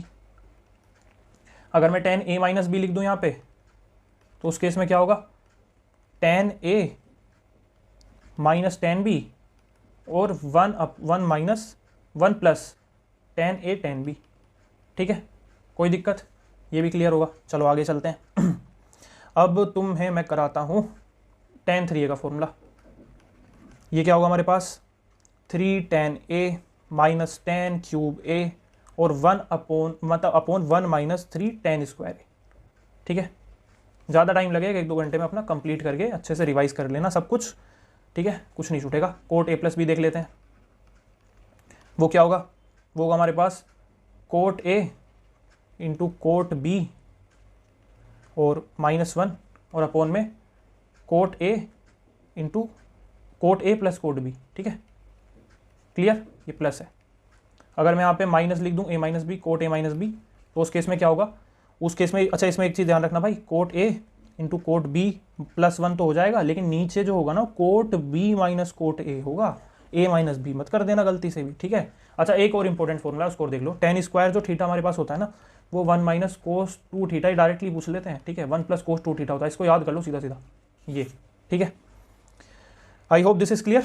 चलो इतना क्लियर है, बाकी तो मेरे हिसाब से अच्छा वो और बता देता हूँ। मान लो जैसे हमारे पास एक इक्वेशन गिवन है, a sine X plus b cos X is equals to m given है मान लो, और a कोस एक्स, ठीक है, minus b sine X is equals to n given है। इस केस में हमारे पास ना कोई भी हमसे पूछ लेगा, a पूछ लेगा, b पूछ लेगा, c पूछ लेगा, मतलब कुछ भी, ये m पूछ लेगा, n पूछ लेगा। तो इस केस में जब ऐसे दो इक्वेशन दी हो शिफ्ट करके, तो इस केस में जो a square plus b square होता है ना, वो m square plus n square के बराबर होता है। बस ये चीज़ याद रखना। ठीक है, क्लियर है। लेकिन ये चीज़ बदल जाती है कहाँ पे, a सेक थीटा मान लो sec X minus b tan X है ना, और नीचे a टेन एक्स उल्टा कर दिया, मतलब a टेन एक्स और माइनस b सेक एक्स लिख दूँ मैं, और ये इक्वल्स टू मान लो m है और ये n है। तो इस केस में कुछ नहीं करना, सिर्फ और सिर्फ a square minus b square is equals to m square minus n square, बस साइन चेंज हो जाएगा, ये n है। ठीक है, और सेम यही वाला फॉर्मूला किसमें लगेगा, a कोसेक एक्स और b कोट एक्स के बारे में। ठीक है, उसमें भी सेम लगेगा। आई होप दिस इज क्लियर। अच्छा एक सबसे इंपॉर्टेंट चीज़, बहुत इंपॉर्टेंट, जो आज सबसे मतलब ये समझ लो फिक्स आना ही आना है क्वेश्चन। ठीक है, दो इक्वेशन है मान लो, a1x plus b1y plus c1 अगर इज इक्वल्स टू 0 है, और a2x plus b2y plus c2 is equals to 0 है। तो इस केस में भाई साहब हमारे पास 3 केस बनते हैं। a1 अपॉन a2 अगर इक्वल नहीं है b1 अपॉन b2 के, और ये इक्वल नहीं है c1 अपॉन c2 के, तो इस केस में भाई साहब एक पॉइंट पे मिलेंगे। ठीक है, और यूनिक सोल्यूशन होंगे लाइन के, बात आई समझ में, यूनिक सोल्यूशन, यूनिक सोल्यूशन। और अगर हमारे पास क्या हुआ सेकंड, कि मान लो a1 upon a2 equals to b1 upon b2, समझ गए होगे, वैसे नहीं हुआ c1 अपॉन c2, तो इस केस में पैरेलल हो जाते हैं, बस लाइंस पैरेलल। ठीक है, और कोई सोल्यूशन नहीं होगा, हो ही नहीं सकता ना, मिलेंगे ही नहीं वो, नो सोल्यूशन। मान लो थर्ड में तीनों ही इक्वल हो जाएं, समझ गए ना, लिख देता हूँ इक्वल लिख देता हूँ बस यहाँ पे, समझ जाओ ये ऐसे कैसे उतर गए। इस केस में क्या होगा, कोइंसिडेंट एक दूसरे के ऊपर ऐसे ऐसे चलेंगी, फिर इस तरह से ऐसे। ठीक है, कोइंसिडेंट। ठीक है, और इनफाइनाइट सोल्यूशन हो जाएंगे, इनफाइनाइट, ध्यान रखना, इंपॉर्टेंट है, क्वेश्चन फिक्स है, बस रेशो में पुट करो, आंसर निकालो, बात खत्म। ठीक है, आगे चलते हैं। एक चीज़ याद रखना, tan a मतलब tan 1 डिग्री, tan 2 डिग्री ऐसे चलता जा रहा है tan 89 डिग्री तक। तो इस केस में जो आंसर होता है 1 आता है निकल के, क्योंकि पेयर बन जाते कट जाते हैं, और tan 45 बचता है सिर्फ। ठीक है, सिमिलरली कोट 1 डिग्री ऐसे चलता जाएगा कोट 90 डिग्री 89 डिग्री तक, तो इस केस में भी 1 आंसर होगा। आई होप दिस इज क्लियर है ना। चलो इसको हटाते हैं। अब एक सबसे इंपॉर्टेंट फॉर्मूला, मान लो साइन थीटा और इंटू साइन 60 माइनस थीटा और sine 60 plus theta is equals to 1/, देखो इसमें केस बहुत बन सकते हैं ट्रिग्नोमेट्री में, सिर्फ वो कर रहा हूँ, इंपॉर्टेंट है ना, 1/4 साइन 3 थीटा। इसको ध्यान रखना, जब इस तरह से कोई सीक्वेंस दी हो तुम्हें किसी क्वेश्चन में, तो ये आंसर होगा डायरेक्ट। और अगर मैं लिखूँ यहाँ पे कोस थीटा, कोस 60 माइनस थीटा और कोस 60 प्लस थीटा, ठीक है, तो इस केस में जो हमारे पास निकल के आंसर आएगा वो आएगा 1/4 कोस 3 थीटा। ठीक है, कोई दिक्कत नहीं है। अगर मैं यहाँ पे लिख दूँ tan थीटा और यहाँ लिख दूँ tan 60 माइनस थीटा और इधर लिख दूँ tan 60 प्लस थीटा, तो इस केस में हमारे पास जो आंसर निकल के आएगा वो आएगा tan 3 थीटा। ये तीनों केस अच्छे से याद रखना, कोई दिक्कत वाली बात नहीं है। ठीक है, चलो आगे चलें, अब आगे चलते हैं। तो चलो मैं तुम्हें थोड़े से ना इंपॉर्टेंट ट्रिपलेट्स बता देता हूँ, ठीक है, जो हमारे एग्जाम में ज़्यादातर आते हैं। सबसे पहला देखो 3, 4, 5, ये ट्रिपलेट सबसे ज़्यादा इंपॉर्टेंट है। देन 5, 12, 13 ये उससे भी ज़्यादा इंपॉर्टेंट है। यहाँ जो लिखूंगा मैं सिर्फ इंपॉर्टेंट वाले ट्रिपलेट्स लिखूंगा, ठीक है। 8, 15, 17, ठीक है, चलो ये कोमा नहीं लगाऊंगा यहाँ पे मैं। 9, 40, 41 एक ये वाला ट्रिपलेट, 4 ट्रिपलेट ये याद रखना, और एक 12, 35, 37 वाला होता है, ये वाला भी काफ़ी इंपॉर्टेंट है, इसको भी याद रखना। और एक हमारे पास होता है, ये आजकल ट्रेंडिंग में है, ये इतना मतलब पहले नहीं था, 13, 84, 85 का। और इसके साथ एक और आता है तुमने देखा हो अगर, 28, 45, 53, ये तो अभी मॉक टेस्ट जो दे रहा था ना मैं टेक्स्ट बुक का, उसमें भी आया था शायद से किसी में, ठीक है। एक आपके पास होता है 20, 21, 29, एक ये भी इंपॉर्टेंट है, ठीक है। और एक 7, 24, 25 का भी काफ़ी इंपॉर्टेंट रहता है ना। और एक 11, 60 और 61, ठीक है, 11, 60 और 61, ठीक है। ये वाले ट्रिपलेट्स तो भाई ज़रूर से कर लेना। और एक 16, 63, 65 का भी, ठीक है। 1, 2, 3, 4, 5, 6, 7, 8, 9, 10 और 11, ये 11 ट्रिपलेट्स टिप्स पे याद कर लेना, ठीक है, कोई दिक्कत नहीं है। चलो इसको छोड़ो। अच्छा एक वो बता देता हूँ मैं, मैक्सिमम मिनिमम वैल्यू निकालने के लिए डायरेक्ट क्वेश्चन आ जाता है। मान लो ए साइन थीटा मैंने यहाँ पे लिखा और बी कोस थीटा मैंने यहाँ पे लिखा, आपसे पूछेगा कि इसकी मैक्सिमम वैल्यू क्या होगी और इसकी मिनिमम वैल्यू क्या होगी। तो उस केस में अगर इस तरह से कुछ इक्वेशन लिख के दे तो हम अंडर रूट में a² + b² कर देते हैं, ठीक है। और प्लस होगा तो वो मैक्सिमम वैल्यू हो जाएगी। मान लो ये हमें कुछ दे रखा हो कि मान लो ये 3 दे रखा हो, ये 4 दे रखा हो, तो इसकी वैल्यू +5 तो हमारी मैक्सिमम हो जाएगी और -5 मिनिमम हो जाएगी। प्लस माइनस होता है, मतलब मिनिमम में माइनस और मैक्सिमम में प्लस, ठीक है। अगर इस तरह से इक्वेशन लिख के दे तो मैक्सिमम और मिनिमम वैल्यू हम निकाल सकते हैं। अगर हमें a sin² theta + b cos² theta given हो तो इस केस में मैक्सिमम वैल्यू जो भी यहाँ पे बड़ी होगी ना a या b में से, वो मैक्सिमम वैल्यू हो जाएगी, और जो भी छोटी होगी वो मिनिमम वैल्यू हो जाएगी। समझ में आई है ना। तो ये वाली चीज़ हो गई, ठीक है। इसको साइड करते हैं। अब मैं आपको थोड़ी ना 1-2 चीज़ें वैसे बता देता हूँ, उसमें रह गई थी एक चीज़, ठीक है। ये देखो क्वाड्रिलेटरल होता है हमारे पास, जैसे क्वाड्रिलेटरल मैंने बताया था ना, साइक्लिक तो मैंने बताया था। एक नॉर्मल क्वाड्रिलेटरल है, मान लो कोई भी, ये हर उस पर मतलब हर किसी चीज़ पे एप्लीकेबल होगा जो भी क्वाड्रिलेटरल है उस पर, ठीक है। यूनिवर्सल है, मतलब ये जैसे मैंने यहाँ पे डाली एक हाइट, एक परपेंडिकुलर मैंने हाइट यहाँ पे डाली, तो ये इसकी हाइट हो गई। ये हमारी मान लो h1 है और ये मान लो h2 है, ठीक है। कोई भी मान लो कुछ भी है ये, ठीक है, कि इसको मान लो PO मान लो, इसको है ना, इसको R मान लो, और इसको क्या मानोगे S मान लो। तो इस केस में जो हमारा एरिया निकल के आता है ना, वो आता है ½ इंटू बेस यानी कि PR ये वाला, इंटू हाइट। लेकिन हाइट में ना दोनों हाइट्स का सम हो जाएगा, ये डायगोनल है हमारी, ये ध्यान रखना, H + H2, H1 + H2। तो ये यूनिवर्सल फॉर्मूला होता है किसी भी क्वाड्रिलेटरल का, इसको ध्यान रखेंगे। अच्छा एक इंपॉर्टेंट चीज़, मैं हेक्सागन का भी फॉर्मूला बता देता हूँ। देखो हेक्सागन में ना एक चीज़ ध्यान रखना, अलग से कोई फॉर्मूला नहीं है, जो आपने इक्विलेटरल ट्राइंगल का फॉर्मूला पढ़ा है ना, √3/4a², इसमें सिर्फ 6 का मल्टीप्लाई कर दो, वही आपका वो हो जाता है हेक्सागन का फॉर्मूला, ठीक है। आई होप दिस इज क्लियर। चलो आगे चलते हैं। अब मैं आपको थोड़े एलजेब्रा के फॉर्मूलाज करा देता हूँ। एलजेब्रा के फॉर्मूला भी भाई काफ़ी इंपॉर्टेंट है, ठीक है, और डायरेक्ट क्वेश्चन देखने के लिए मिल रहा है एलजेब्रा से, मतलब ऐसा नहीं है कुछ आपको अलग से महाभारत सी करनी पड़ेगी उसमें, ठीक है ना। तो एलजेब्रा के फॉर्मूलाज करते हैं। चलो तो शुरू करते हैं। देखो सबसे पहला बेसिक फॉर्मूला वही है हमारे पास, a + b का होल स्क्वायर, a - b का होल स्क्वायर, है ना, ये सबको पता होते हैं। जल्दी लिख देता हूँ, a² + b² + 2ab, और यहाँ पे a², ठीक है, + b² - 2ab, ये तो सबको पता होते हैं, इनका कुछ नहीं है, इनको हटाओ। लेकिन जो मेन जहाँ से क्वेश्चन बन रहे हैं वो क्या है, a + b का होल स्क्वायर + a - b का होल स्क्वायर। अगर इस तरह से आपको लिख के दे तो इसका क्या मतलब हुआ, इसका मतलब होगा 2a² + b²। याद रखेंगे इसको, ध्यान से स्टार मार्क कर लो। उसके बाद a + b का होल स्क्वायर, अगर मैं यहाँ बीच में माइनस लगा दूँ, a - b का होल स्क्वायर कर दूँ, तो इस केस में 4ab, ये भी इंपॉर्टेंट है। तो ये दोनों केसेस याद रखेंगे, ठीक है। देन नेक्स्ट पे चलते हैं, इसको हटाते हैं। अब हमारे पास आता है a + b + c का होल स्क्वायर। ये क्या होगा हमारे पास, ये भी बहुत इंपॉर्टेंट है भाई, a² + b² + c² + 2ab + bc + c, ठीक है, क्लियर है, कोई दिक्कत नहीं है।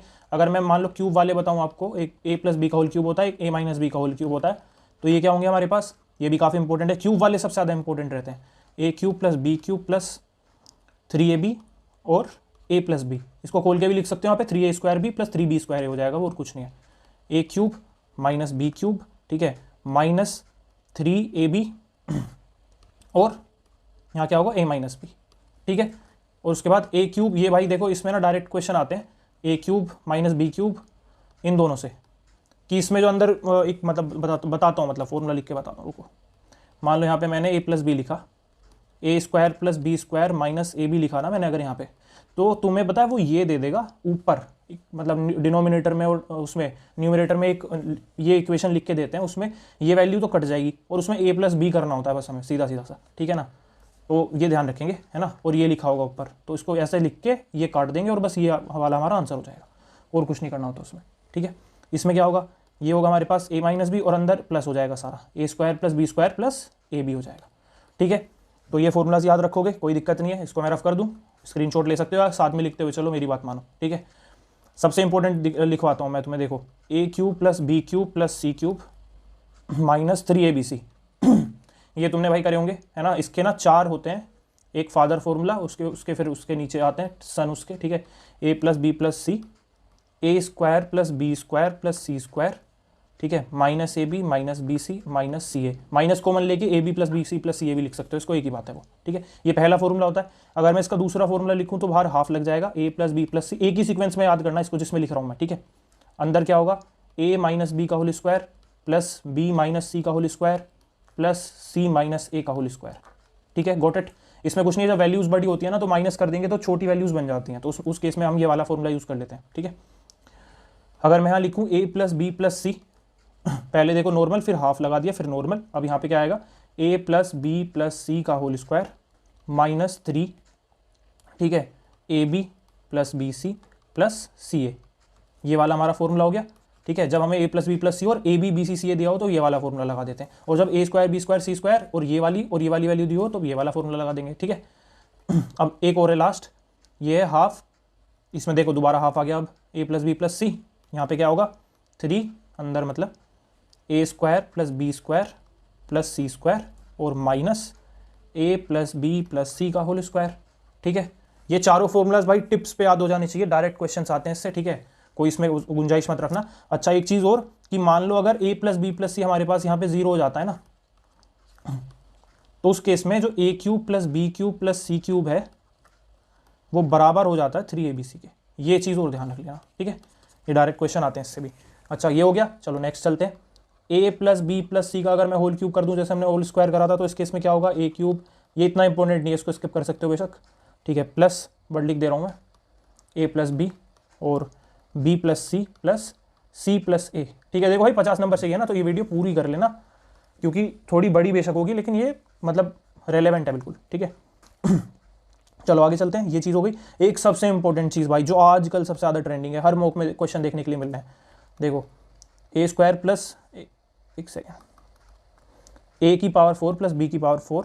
ठीक है, और यहाँ पे हम लिखते हैं ए प्लस ए स्क्वायर बी स्क्वायर। इसकी जो वैल्यू होती है ना वो इक्वल होती है हमारी A square plus B square plus A B और A square plus B square minus A B. वो हमें क्या करते हैं पता है, ये गिवन होगा, ये गिवन होगा, ये निकालना पड़ेगा। और जब हमने ये निकाल लिया ना, तो इन दोनों इक्वेशन से हम इसको कट करके 2ab भी निकाल सकते हैं, फिर माइनस करके इन दोनों को कट करके ये ab की, मतलब ये भी निकाल सकते हैं। ठीक है, तो इसमें ab की वैल्यू भी निकल जाती है, मतलब ab कट हो जाएंगे, अगर प्लस करोगे तो, माइनस करोगे तो ये कट हो जाएगा, इसकी वैल्यू आ जाएगी, ab की भी वैल्यू आ जाती है और a स्क्वायर बी स्क्वायर की वैल्यू भी आ जाती है। उससे ab की वैल्यू भी निकाल सकते हो, तो कुछ और भी पूछा हो तो निकाल सकते हो सब कुछ यहाँ से। ठीक है, कोई दिक्कत नहीं है, ये भी करवा दिया मैंने। चलो ठीक है, नेक्स्ट मान लो अगर आपके पास, चलो ये इतना इंपॉर्टेंट नहीं है, इसको अभी स्किप करते हैं आज, मतलब इस वीडियो में तो बस इंपॉर्टेंट चीज़ें ही कवर करवाऊंगा मैं, है ना। अब वो वाली चीज़ें कर लेते हैं जो डायरेक्टली हमसे वैसे पूछते हैं ना, x प्लस 1/x मान लो हमारे पास 1 है। ठीक है, स्पेशल फॉर्म से कुछ ये। ठीक है, तो एक्स क्यूब की जो वैल्यू होती है -1 हो जाती है, डायरेक्ट याद रखना। x प्लस 1/x अगर -1 हो तो एक्स क्यूब की वैल्यू 1 हो जाती है, इसको भी डायरेक्ट याद रखना। ये स्पेशल फॉर्म से कुछ, ठीक है, वो लिख रहा हूँ मैं। और ये देखो डायरेक्ट आता है काफ़ी बार, x प्लस 1/x अगर 2 है ना, तो इसका मतलब समझ जाना x इक्वल्स टू 1 है, पुट भी करके देख सकते हो, 1/1 यानी कि 1 + 1 2। ठीक है, और x प्लस 1/x अगर तुम्हें दिखेगी -2 है, तो उस केस में x की वैल्यू -1 हो जाएगी, सिंपल। ये डायरेक्ट याद रखना। ठीक है, स्पेशल फॉर्म्स। देन ये थोड़ी सी कम रेलेवेंट है जो मैं अब लिख रहा हूँ। ठीक है, अगर ये √3 दिखे तुम्हें, तो उस केस में समझ जाना x की पावर 6 इक्वल्स टू -1, बट आ गया तो भाई नंबर दिला जाएगा, छोटा सा है, नज़र मार लो। x प्लस 1/x अगर मान लो प्लस माइनस √2 है, तो उस केस में x की पावर 4 इक्वल्स टू -1 हो जाएगा, बात खत्म। ठीक है, आई होप दिस इज क्लियर। इसको हटाते हैं अब सिंपल, अगर मान लो x प्लस 1/x आपको n दे रखा है और आपको x square plus 1/x square की वैल्यू चाहिए हो, तो उस केस में हम कैसे निकालेंगे बताओ। इस केस में हम क्या करते हैं, n स्क्वायर -2, इसका स्क्वायर करके -2 कर देंगे, से निकालना हो। अगर मैं x प्लस 1/x बराबर 1 माइनस होगा यहाँ पे, एक सेकेंड, -1/x अगर दे रखो, यहाँ तो प्लस है, यहाँ -1/x अगर दे रखा हो, और उससे पूछ ले कि भाई बताओ x square plus 1/x square क्या होगा, तो उस केस में हम माइनस की जगह बस प्लस कर देंगे और कुछ नहीं है। ठीक है, दोनों केसेस याद रहेंगे, डायरेक्ट क्वेश्चन आते हैं, इंपॉर्टेंट है। अगर मान लो x प्लस 1 ये हमें गिवन है, x plus 1/x is equals to n given है, और हमसे पूछ ले कि एक्स क्यूब प्लस 1/x³ क्या होगा, तो उस केस में हम क्या बोलेंगे, n³ माइनस 3n। ठीक है, अगर यहीं पे हमसे पूछ ले x plus 1/x is equals to m मतलब n मान लो, n ही मान लो, चलो ठीक है, ये माइनस होगा यहाँ पे, एक सेकेंड तो रफ करता हूँ, दोबारा लिख देते हैं। मान लो x minus 1/x is equals to n given है, तो उस केस में जो x³ माइनस 1/x³ आएगा हमारे पास, वो आएगा n³ plus 3n। I hope this is clear. इसमें एक चीज़ ध्यान देने वाली बात ये होगी, देखो यहाँ से हम ना माइनस से प्लस में गए थे, बट इसमें नहीं जा सकते, इसमें माइनस से माइनस में ही जाया जाता है। ठीक है, ये चीज़ ध्यान रखेंगे। चलो इसको हटाऊँ मैं। अच्छा, अब एक और चीज़, मान लो हमें मान लो पैरेलल पावर्स में जाना है कि x प्लस 1/xn दे रखा है और x माइनस 1/x हमसे पूछ लिया। ठीक है, x माइनस 1/x हमसे पूछ लिया, तो उस केस में हम क्या करेंगे, x माइनस 1/x कैसे निकलेगा, वो निकलेगा भाई n² माइनस 4 करके। ठीक है, अंडर रूट में ऐसे। अगर x माइनस 1/x दे रखा है हमको n, और हमसे पूछ ले कि भाई बताओ x प्लस 1/x क्या होगा, देखो हमें यहाँ माइनस में जाना है तो माइनस करेंगे, प्लस में जाना है तो प्लस करेंगे। ठीक है, n² प्लस 4। बात आ गई समझ में, कोई दिक्कत वाली बात नहीं होनी चाहिए इसमें, है ना। चलो आगे चलें। अब इसमें देखो एक चीज़ आती है, जो बड़ी पावर्स आती है ना हमारे पास, जैसे मान लो x⁵ प्लस 1/x⁵ लिखा, तो इसको कैसे सोल्व करोगे, तो इसको सोल्व करने का एक मैं प्लस का बता देता हूँ, एक माइनस का बता देता हूँ। ठीक है, इसको कैसे सोल्व करना है, इसको सोल्व ऐसे करना है कि भाई इसको लिखो पहले बड़ी एक x³ प्लस 1/x³, फिर यहाँ लिखो x² माइनस 1/x², बड़ी पावर प्लस में, छोटी पावर माइनस में, लेकिन वो नेगेटिव में होगा, यहाँ दोनों प्लस में होंगी। ठीक है, इसलिए कंफ्यूज नहीं होना, गलती करके बता रहा हूँ, कंफ्यूज नहीं होना। ठीक है, प्लस वाले में यहाँ प्लस ही प्लस रहेगा, बस माइनस करना है हमको जो x प्लस 1/x हमें गिवन होगा। ठीक है, इस केस में क्या होगा, इस केस में वही होगा जो मैंने ऊपर गलती करके बताया, x³ प्लस 1/x³, बड़ी पावर पॉजिटिव, x³ माइनस 1 मतलब x² माइनस 1/x², ये 2 और 3 जोड़ के 5 ही आएंगे ना, एक एक्स्ट्रा निकल के आता है उसको हटा देते हैं, बस उस वाले में हटाते हैं, इस वाले में जोड़ेंगे, क्या जोड़ेंगे, x माइनस 1/x। क्लियर। और 7 वाले में क्या करेंगे, यहाँ पे 4 और 3। ठीक है, 9 वाले में क्या करेंगे, यहाँ 5 यहाँ 4, बाकी सब एज इट इज। साइन का ध्यान रखना, प्लस प्लस माइनस और प्लस माइनस प्लस। ठीक है, चलो क्लियर। इसको हटाते हैं। अलजेब्रा के भी लगभग हमारे फॉर्मूला सारे कवर हो चुके हैं। अच्छा, वो तो पता ही होगा तुम्हें, ax² bx प्लस c अगर हमारे पास 0 है तो हम कैसे निकालते हैं, वो अल्फा और बीटा रूट्स जो होते हैं हमारे पास, अल्फा बीटा रूट्स होते हैं ना, तो ये कैसे निकालते हैं, इसका डायरेक्ट फॉर्मूला होता है हमारे पास -b। ठीक है, और plus minus under root b² minus 4ac upon क्या होता है 2a। ठीक है, अल्फा बीटा, मतलब अल्फा हो गया यहाँ पे प्लस लगा देना, बीटा हो गया यहाँ पे माइनस लगा देना, सिंपल। अच्छा, एक चीज़ और बता देता हूँ, मान लो ये b² माइनस, ये पूछ लेते हैं कभी कभी, b² माइनस 4ac अगर मान लो 0 हो, या फिर ये हो एक सेकेंड, अगर ये 0 है ना, तो ये समझ लो जो हमारे रूट्स हैं, रूट्स वो रियल हैं और इक्वल हैं, रियल एंड इक्वल। ठीक है, अगर ये मतलब बड़ा हो जाए 0 से, तो उस केस में रियल तो रहेंगे रूट्स, लेकिन ये तो रहेंगे, लेकिन एंड अनइक्वल हो जाएंगे। ठीक है, अगर ये छोटा हो जाए 0 से, तो उस केस में रूट्स हो जाएंगे इमेजिनरी, क्या हो जाएंगे, इमेजिनरी रूट्स बन जाएंगे उस केस में। आई होप दिस इज क्लियर, कोई दिक्कत नहीं होनी चाहिए इसमें। चलो हटाता हूँ अभी से मैं। अब बात करते हैं भाई फटाफट कोऑर्डिनेट ज्योमेट्री के क्वेश्चन देख लेते हैं, मतलब कुछ फॉर्मूलाज देख लेते हैं इंपॉर्टेंट। ये हमारे पास 2 पॉइंट है। ठीक है, x1, y1 ये हमारे पास है x2, y2। ठीक है, ये हमारे पास 2 पॉइंट्स हैं। अगर इनके बीच का डिस्टेंस हमसे पूछ ले तो वो कैसे निकालेंगे, डिस्टेंस इज इक्वल्स टू होता है x2 माइनस x1 का होल स्क्वायर, मतलब ये बड़े में से, मतलब ये दूसरे वाले में से पहले वाले x का माइनस कर दो स्क्वायर। ठीक है, प्लस y2 माइनस y1 का होल स्क्वायर, और इसका कर दो अंडर रूट। ये हमारा डिस्टेंस निकल के आ जाता है इनके बीच में। ठीक है, कोई दिक्कत नहीं है। एग्जाम्पल वगैरह तुम खुद से देख सकते हो, उसकी कोई ऐसा मतलब इतनी बड़ी बात नहीं है उसमें, है ना। चलो इसको हटाऊँ। अगर मान लो तुमसे 2 पॉइंट्स हैं यहाँ पे, एक मान लेते हैं x1, y1 है, और दूसरा मान लेते हैं x2, y2 है, और इसके बीच में ना एक पॉइंट है जिसको हम बोलते हैं मिड पॉइंट। क्या बोलते हैं, मिड पॉइंट बोलते हैं, है ना, इसको हम बोलेंगे मिड पॉइंट। ठीक है, तो इसका देखो कैसे निकालेंगे हम, इसके निकलेंगे x1 plus x2 divided by 2। ठीक है, और y1 plus y2 divided by 2, ये इसके निकलेंगे क्या, कोऑर्डिनेट्स निकल जाएंगे इस वाले पॉइंट के। क्लियर, चलो आगे चलते हैं। नेक्स्ट, अब मान लो मैं तुमसे बोलूं कि भाई एक सेंट्रोइड है। सेंट्रोइड क्या होता है सर, अभी बताया था सर, जहाँ पे मीडियंस मिलती हैं सर, है ना। सर नहीं भैया बोल लिया करो, ठीक है भाई बोल लिया करो। चलो ये जी हो गया, ठीक है। पी क्यू आर, ये मान लो तुम्हारे पास होगा x1 कोमा y1, ठीक है। ये तुम्हारे पास होगा मान लो x2 कोमा y2, ये मान लो होता है x3 कोमा y3, ठीक है। और ये हमारे पास g है यहाँ पे। अब इस केस में क्या होगा, जो g इसके कोऑर्डिनेट्स निकलेंगे ना, वो कैसे निकलेंगे, x1 प्लस y1 x मतलब x2 plus x3 divided by 3 comma y1 plus y2 plus y3 divided by 3। Important है, डायरेक्ट पूछ लेते हैं, इसलिए देख के रखना इसको, ठीक है। फिर स्टार्टिंग में सवाल थे इससे। चलो ये हो गया। नेक्स्ट पे वो तो तुम्हें बता ही चुका हूँ, जो पैरेलल लाइंस और वो वाला कंसेप्ट होता है ना। एक चीज़ ध्यान रखना कि मान लो परपेंडिकुलर डिस्टेंस निकालना होगा किसी लाइन से, तो तुम कैसे निकालोगे। तुमने काफ़ी बार सवाल देखे होंगे ना, कि जैसे मान लो सर्कल है ऐसे, एक टेंजेंट ऐसे जा रही है ना, इस तरीके से। तो ये डिस्टेंस पूछ लेते हैं, परपेंडिकुलर डिस्टेंस इससे इस तक का। तो उस केस में जो ओरिजिन होता है उसमें 0,0 बता देते हैं वो, है ना, कोऑर्डिनेट्स। उसके बाद इसका डिस्टेंस पूछते हैं, इस लाइन के वो दे देते हैं पॉइंट्स। तो इस तरीके से वो करते हैं। तो उस केस में फॉर्मूला क्या लगता है मैं वो बता देता हूँ, है ना। मतलब किसी भी परपेंडिकुलर डिस्टेंस अगर तुम्हें निकालना हो, मान लो ये डिस्टेंस तुम्हें निकालना है, ठीक है। मान लो ये P है, सेकंड दोबारा बना देता हूँ, ये है यहाँ पे, मान लो ये P है हमारे पास, ठीक है। ये पॉइंट है यहाँ पे कोई x1 y1, इसको नाम दे देता हूँ मैं, ठीक है। और यहाँ पे परपेंडिकुलर डिस्टेंस है, ठीक है। और ये जो लाइन है इसको बोल देते हैं, ये लाइन है मान लो ax plus by plus c is equals to 0, ठीक है। कोई दिक्कत नहीं है। तो जो हमारा डिस्टेंस निकल के आएगा ना, ये वाला डिस्टेंस, वो डिस्टेंस निकल के कैसे आता है कि a x1, देखो a ये वाला इंटू x1, मतलब जो इक्वेशन में रखा होगा ना, इसकी इससे मल्टीप्लाई करी, प्लस इसकी इससे मल्टीप्लाई करी b y1, प्लस c जो ये वाला यहाँ पे है, प्लस c। और नीचे जो अंडर रूट में वैल्यू आएगी ना, हमेशा ध्यान रखना वो ये वाली वैल्यू होती है। हम ये वाली रख देते हैं बहुत बार, ये नहीं रखनी हमको, a square plus b square. बात समझ में आई क्या करना है, इसकी मल्टीप्लाई इससे प्लस इसकी मल्टीप्लाई इससे प्लस ये, और अंडर रूट अपॉन में ए स्क्वायर प्लस बी स्क्वायर, ये वाला इसका फॉर्मूला होता है। याद रहेगा, काफ़ी इंपॉर्टेंट है, क्वेश्चन आता है, वो सर्कल से डिस्टेंस पूछता है ओरिजिन से, तो यही वाला फॉर्मूला हम उसमें अप्लाई करते हैं, ठीक है। चलो आगे चले।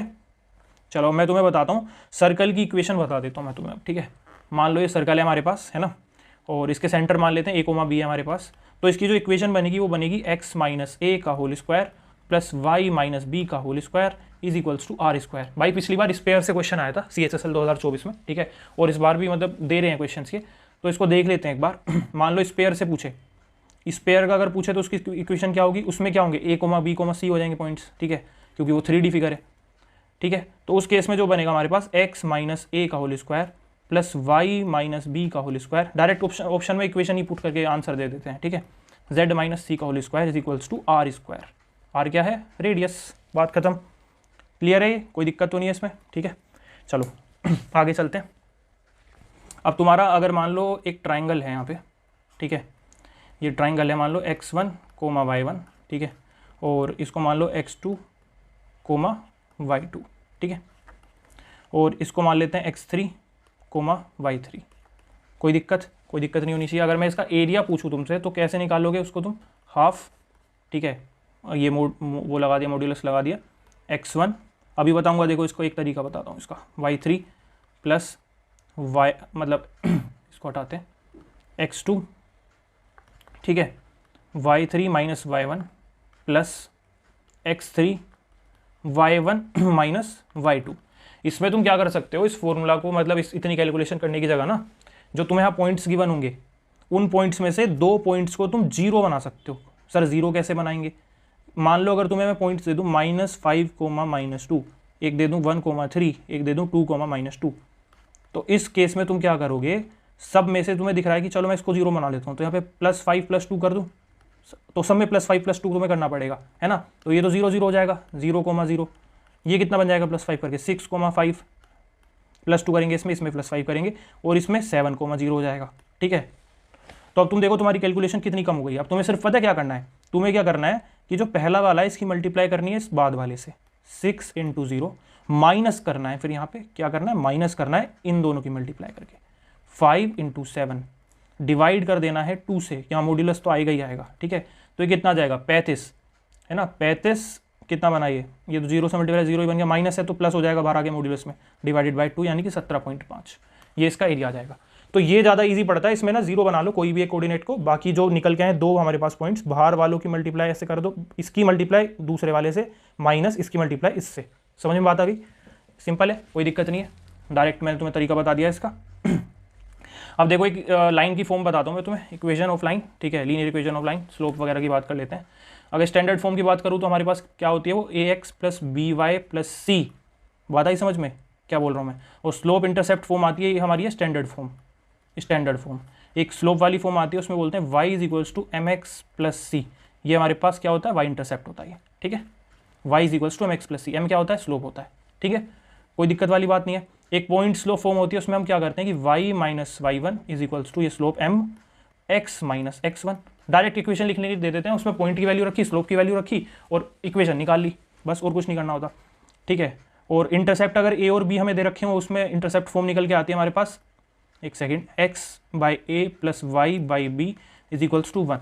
इसका यूज़ आता है निकालने में, ये भी सिंपल है, ठीक है, इसमें कुछ नहीं करना। तुमसे y इंटरसेप्ट वगैरह पूछ लेते हैं कभी कभी वो x इंटरसेप्ट भी निकालने के लिए, तो इसका यूज़ कर लेते हैं हम।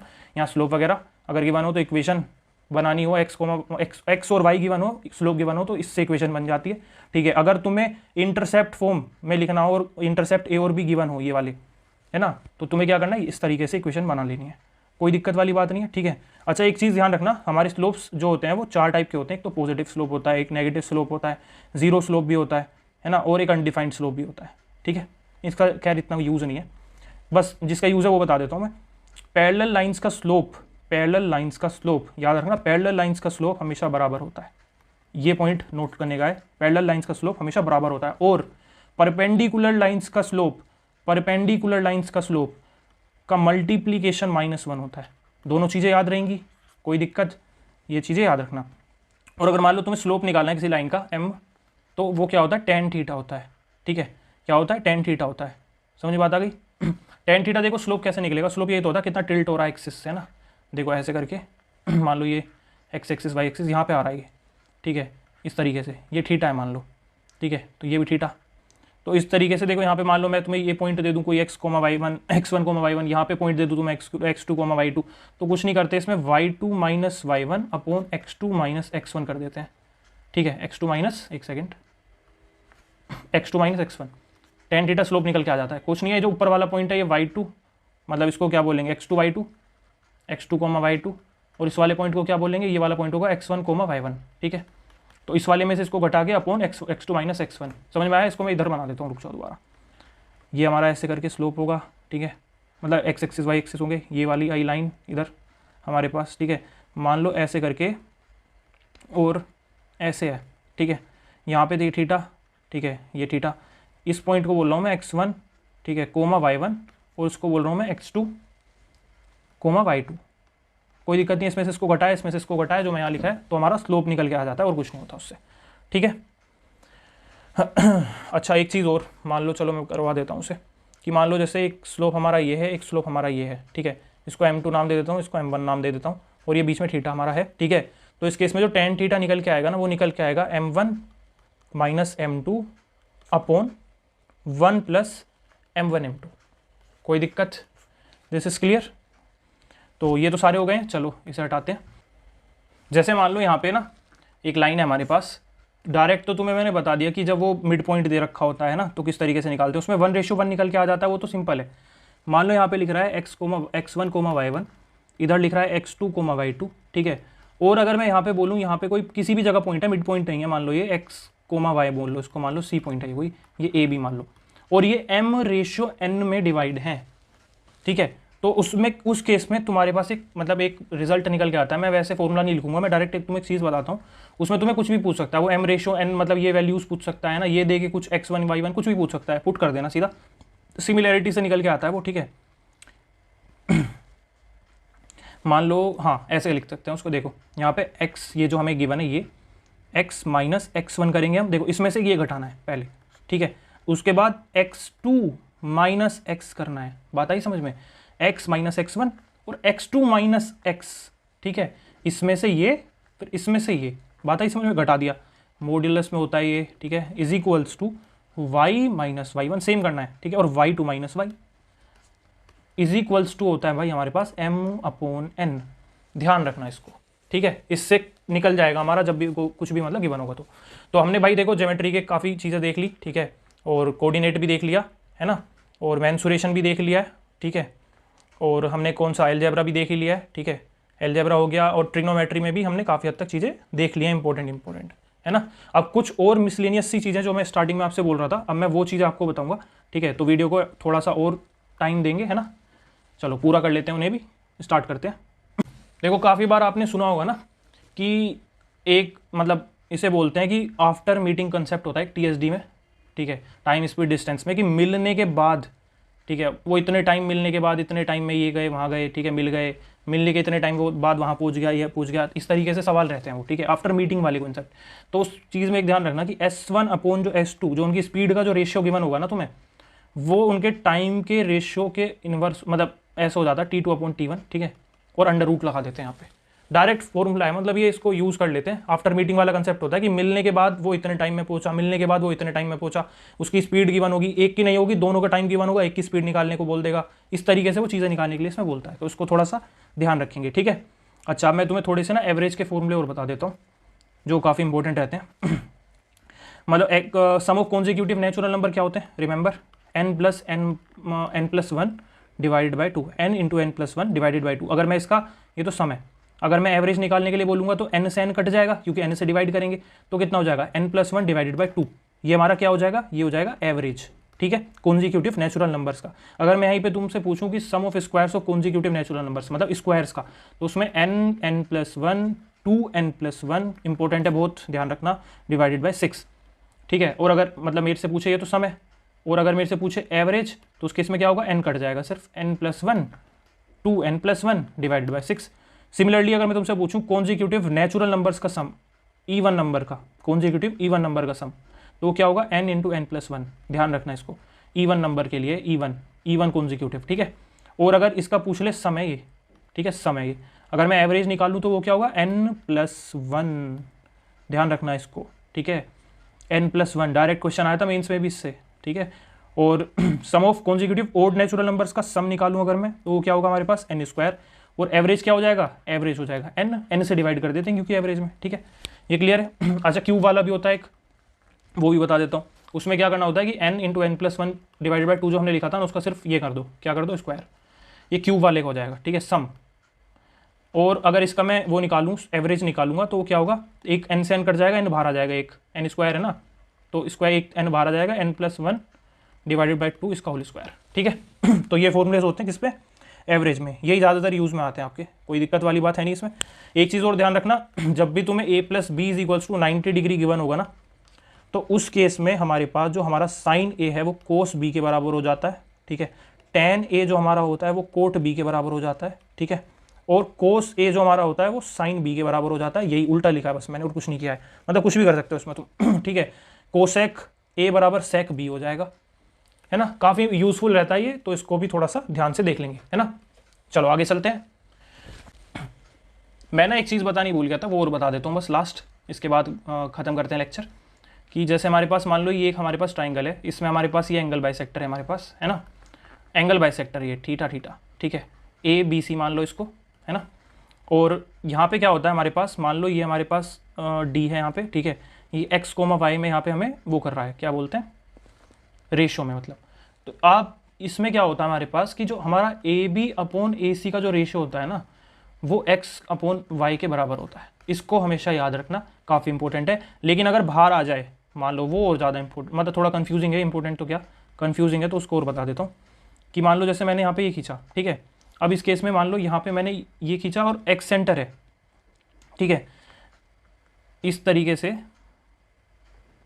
यहाँ से गया, हमारी ये ऊपर गई, ठीक है, और इसने यहाँ पे ना इस तरीके से मैंने ये खींच दिया। अब इसने यहाँ से, मतलब ये जो लाइन यहाँ बीच में आ रही थी पहले, अब ये लाइन यहाँ पे आ चुकी है, ठीक है, ये हमारा क्या है, एंगल बाइसेक्टर है, लेकिन बाहर, ठीक है, एक्सटर्नल एंगल बाइसेक्टर बोलेंगे इसको हम।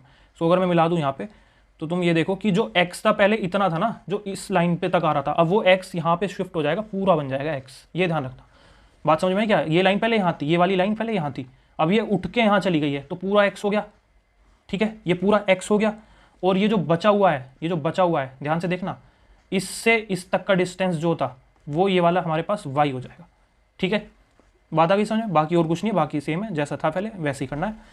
AB अपॉन मतलब इसको मैं ए नाम दे देता हूँ, इसको B नाम दे देता हूँ, इसको सी नाम दे देता हूँ और इसको डी नाम दे देता हूँ, ठीक है। तो इस केस में क्या होगा, A B upon A C is equals to B D, ये जो पूरा है ये बोल रहा हूँ मैं, ठीक है, बी डी लिखना है यहाँ पे, अपॉन सी डी। बात आ गई समझ में क्या बोला मैंने? This is clear? चलो ठीक है।